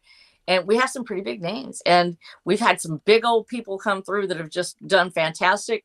But whether you're a starting indie or you're somebody who's been in the industry like Mike Barron, who came on, we have people that come in and they get a chance to talk for 2.5 or 3 hours about their project, and we draw the pictures. And in fact, that'll be starting up again. I think it's this Thursday. So if you get a chance, go look at it. And then, yes, keep on telling your indies and your comic book guys, come on this show. We will talk about your book. We will fan draw the art for you. And it's just a fantastic opportunity. And they really are the sweetest people. And they'll let you talk it up, and you get a chance to sell. It was a huge breakthrough for me. I actually got a chance. I'd already been on the show. I'd actually been drawing. We finally did the first one for me for Watcher of the Damned. And then I just got to do the second one just last month, because I don't want to go on there. I'm on there every week. So I get a chance to say, hey, I'm, Art Snow, and I'm selling my book. So I don't like to be the feature person as often, because I get a chance to do it every week. I love seeing our indie authors and comic book creators get out there and have a chance to talk about their incredible work. I think it's amazing. I love that about Royce's show, about the fact that we can have indie authors on there. And Royce, is he on right now? I think he just came on last week. Is that correct? No, Royce, he was on a while ago. But he was on nonetheless still. Yes, he was. Okay. Making sure he's okay. This community that you guys have built, is it just the incredible footprint that you have right now? This is Iron Seas. This didn't even exist. It was just a twinkle in someone's eye, a year ago? Yeah. Is that? Yeah. Dude. And now it's like, look at this audience that you have, the people we have here. This is family to us. I'm actually not able to see everybody. I see Anna there. Hi. I see King Bob. I love you. We see these people are with us constantly, but we have new people coming in all the time. And when you look at how the indie movement has grown, how the Iron Age movement has just exploded and turned into this larger than life indie juggernaut. Yes, it can be hard to, to try to break free, to get in and to actually get people to notice us. But there's never been a time like this before in history. I'm on a podcast with you guys talking to the world right now. It's incredible that you have given us this opportunity, given me this opportunity. And I wouldn't have ever dreamed I could have done this. I have a format. I have a forum because of you. And these people that are in the chat, these wonderful little baby dolls that I love so much, whoever's out there can't really see right now. I love you, little babies. But no, do you realize that that's our readership? They are like are the biggest rah-rah section you'll ever have. They show up at every podcast. I will see names. If I show up on this podcast, if I show up on another, there are names that come out and they support and they get this word out somehow to readers that have never seen this podcast, but they hear about it because these snippets that show up after the fact, that show up on somebody's feed or show up in the algorithm, are what are getting the word out to everyone. And the fact that you have such a, I'm going to say the word diverse, it doesn't mean anything, that you have musicians and artists and novelists. Actually, I have three. I have a comic book artist, I have a musician, and I have a novelist right here. And then there's me somewhere just doing what I do. I don't know how that even works out. But you guys have created this cultural phenomenon where it's not just about comic books anymore. It's not just about books. It's about everything. And we're storming the gates of this culture. If you want to say that we are the right. We're coming in and plundering from the Iron Seas. That's what we're doing. No. You're going to go with Tolkien. You are storming the gates. Yes. Those who would keep you out of the industry, those who would not let you in, those who would take over the culture and destroy it and not let you create anything beautiful, you've taken it back, you're taking it over, and you're going to get your products out, and they're going to see what you have to create. You've done it. This is going to be here 1,000 years from now. Somebody will know what you did. You've had a chance to show people what you can do, and somebody's going to find it. And I just wanted to tell you how beautiful it is that you've done this. And this is in of itself, the podcast itself is an art form of its own. And I just wanted to tell you, thank you so much for letting me be able to come on here and talk about my little book. It's watcherthedam.com, and look at the Amazon in the link below. But yeah. It means nothing without you guys. It means nothing without our readers. And just thank you so much for being there for me. Thank you for everybody that shows up every time. I love you. I don't know why you're here. But I love Thank you for being here, Snow. Yeah, we want to make this show because we want to have fun. We want to talk about awesome things that are in these indies, and it's like once you dip your toes in the indies, it's like it's nothing but that what you could have thought it was. So much cooler. I don't know, when you're not in the indie world, you're kind of just consuming mainstream stuff or whatever. You hear about the indie, you think about it, it just kind of sounds weird and dweebish. And then you start to get in there and you're like, bro, this is so cool. This is awesome. These guys are awesome.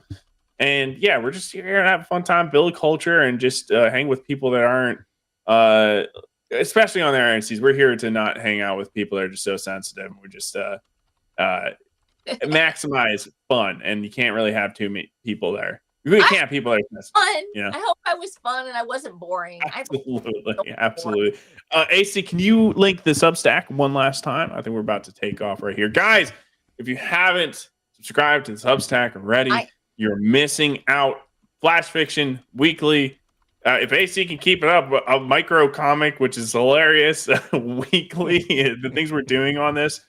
If you just watched last week's episode, we got to show that off. I wrote the story that week. Kahuna wrote the story this week.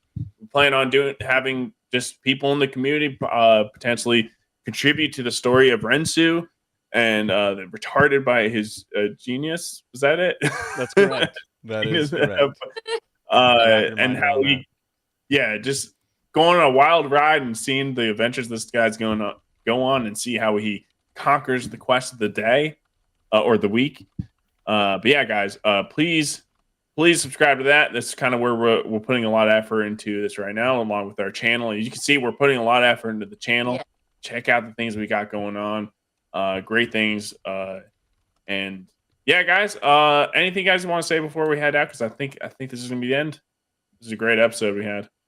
Probably because Kahuna wasn't here most of it, but you didn't have to hit the button one time. Not one time. I almost feel like once we're done. I got it now. At least once. We gotta have at least once.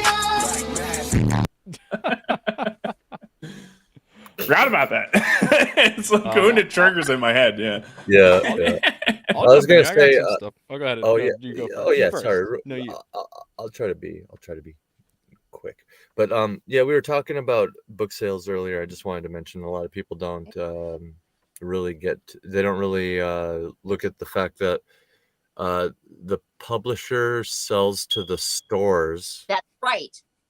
And thus the actual author doesn't really sell that many themselves. And so, and that trickles down to used bookstores and thrift stores and stuff like that. But anyway, that whole thing. 30,000 that they sold, that was actually sold to Barnes and Noble. Yeah. How many did Barnes and Noble sell? And not that many. There was a couple of them. I'm not going to name names, but there were a couple of them that was a big name, and it was maybe 30 copies. Mm-hmm. That's it. And the next thing I was going to say, you guys mentioned Drawn and Quartered. Just another shout out to them. Real quick, I can actually show you while I'm talking. I got one of my book covers from my Saga of Sunsets graphic novel campaign. Yeah, that go would for it, be sure. This cover here. Oh, I thought you were sure. I got that from Drawn and Quartered. Shout outs to Johan Alexander. He's the man. So good. Johan is so good. Yeah. Yes. So get on there, and Snow, I know you do some art, so I'll mention that my campaign currently has an art contest. The winner gets a full page, and if it's black and white, I'm gonna have Luke Stone color it. Oh my god. It gets a full page spread. All the runners up are going to be made into a collage by me. So I'll take all the images and make a collage for the second page. So you'll open it up in the book, and it'll be the winner on one side and all the runners up on the second side. I know you do art, so if you wanted to toss something that way, I could. I'd love to. Yeah, that'd be amazing. Just an orc dad and his son. I think the link to AC's comic is in the description of this video. And if you have not contributed, bought in to A Saga of Sunsets, you are mistaken. This story is going to be awesome. Well, I already know what the story is. It's awesome. And the art from Luke Stone, and the reliability of his work and his ability to produce is awesome. This is going to be probably one of the best comic books that you're going to be able to get your hands on. Oh, it's going to be an absolute killer. I think I backed it. I don't know. I had shame. I'm kidding. I'm going to get there, okay? If I have not done it yet, AC, then I will. I promise. Just one of your other projects. I can't keep up with which project. Y'all got so many projects. I know. We it's too much sometimes, and I'm really bad with it. Like, I'll just in the Discord, I'm like, hey guys, you want to start doing this? And then usually AC, anytime anything comes up, he's like, yeah, I'm down. Let's do it. And then I'm already working on it like a fool. Yeah. Making art and stuff. Don't kill yourself. If you have time, it's whatever. And he's like, oh, here's 4 panels of comic. Machine. Damn it, AC. It's good. It's awesome. It looks cool. But Justin, anything you got to say before we head out? Yeah, I'll do my normal spiel. I got new tunes coming out with Chill Kid that we did for Paladin, Dragoon, Rider called the Kaiju. Yeah, it's gonna be good. We also have a giveaway we did this track, that one, a little while ago, I think. I don't know. It came out a couple months. It might even came out May or something. It's been a while, but we have a giveaway tied to that. That's gonna be a fun little thing that we're gonna be doing here in the near future. Shouldn't be too far off. I'm working on some of my own stuff again. I'm doing a song for Otter that I think it's turning out great. Oh my so that's going to be a good one. Yeah, whenever his book gets into the wrapped up and gets into the promotion, I was lucky enough to be a part of that. I have to do a little ditty for IAK because the show it's changing obviously a little bit without Royce being on there. It's going to be a little bit different flavor, so we're doing some stuff and we're going to do a different intro song because I don't know, wouldn't feel right taking his track. Although I kind of want to, just so I know. All right, and also I have a shirt. That's a shirt. Look at that. I got a shirt. Just you know what? We already made the song for the new intro. It's the Royce's Gay one. Yeah, that's true. But the shirts, I think I can talk about. Can I talk about the shirt just a little bit? Right? Yeah. Be quick. We gotta end this. We're over 2 hours. Well, with the shirt, it's a part of the Iron Seas merch shop, which we're doing a little bit more QA, but that'll be opening up sometime in the near future. I think it's safe. I think it's open. Wasn't it part of our Substack I don't know. I feel like we've never advertised it before. I think we did. I mean, you can go to it and purchase it. It's just a matter if you have the link or not. What is that? What is that? Did we put out the link on for Teespring on Iron Sea Substack? Look, even if you don't buy anything, just go and look at all the stuff that's there. AC, I was responsible for like 97% of the designs or something, and he went wild. There's like hockey jerseys and all kinds of crazy. There's some cool designs. Specific. We also kept things very simple too, so it's just like, you know, like might just have our flag, the cool freaking flag that AC made, and therefore then you don't have to explain to people. Like I know you might get people to be like, "What's Iron Seas?" And then you kind of don't want to explain. It's a small YouTube channel. You know, it's just a cool flag. It's a cool pirate thing. You're like, wow, that's cool, and that's it. Nobody's gonna have to bother you. I think that's like my fear with some shirts. I don't want people to talk to me about my shirt that I'm wearing. Oh my god, it's awesome though. Yeah, and it's cool. And the prices on there, I think we basically make no money on anything. So yeah, well, it's as low as it could possibly be. Yeah, but it's just go and shop. There's dozens of designs there because AC was like, we should probably make some stuff, and then every day he's like had 5 new things. So it's just go and browse if nothing else. It's awesome. The Teespring link is on the YouTube channel page for sure, and we can probably start incorporating that into each video description from going forward. And I have the Substack open right now. I'll add it to there. We'll do that for next time. But Snow, we got one last thing to say. Yeah. Did you? I love you. I love you so much. I wrote this story because I love you. I wanted to get this book out for you. You guys, my creators, my readers, everybody out there that's helped me so much. I want to tell you that I couldn't do it without you. And I just appreciate you and feel blessed to know that God has allowed me to be in this time in this place with you. And thank you for blessing my life. And that is for each one of your little faces. Andy, I love you. I love the song you made for me. I think it's beautiful. And I love all of you. Bats and Justin, you guys are a joy. And anytime anybody talks to me, I know I love you. It's just anybody ever talks to me about, the world going to hell. It's sometimes hard. It's so hard because we're looking at it from a perspective that things are so different now. Things seem to be falling apart. I said, no, I know men that are creating and making things beautiful again. And not only they have their families and their lives, but they have created works of art and music and novels that will stand the test of time. And you guys need to go read it and see what they've done. The world is a beautiful place. You guys are making it even better. And I love you for it. Thank you for letting me be part of this.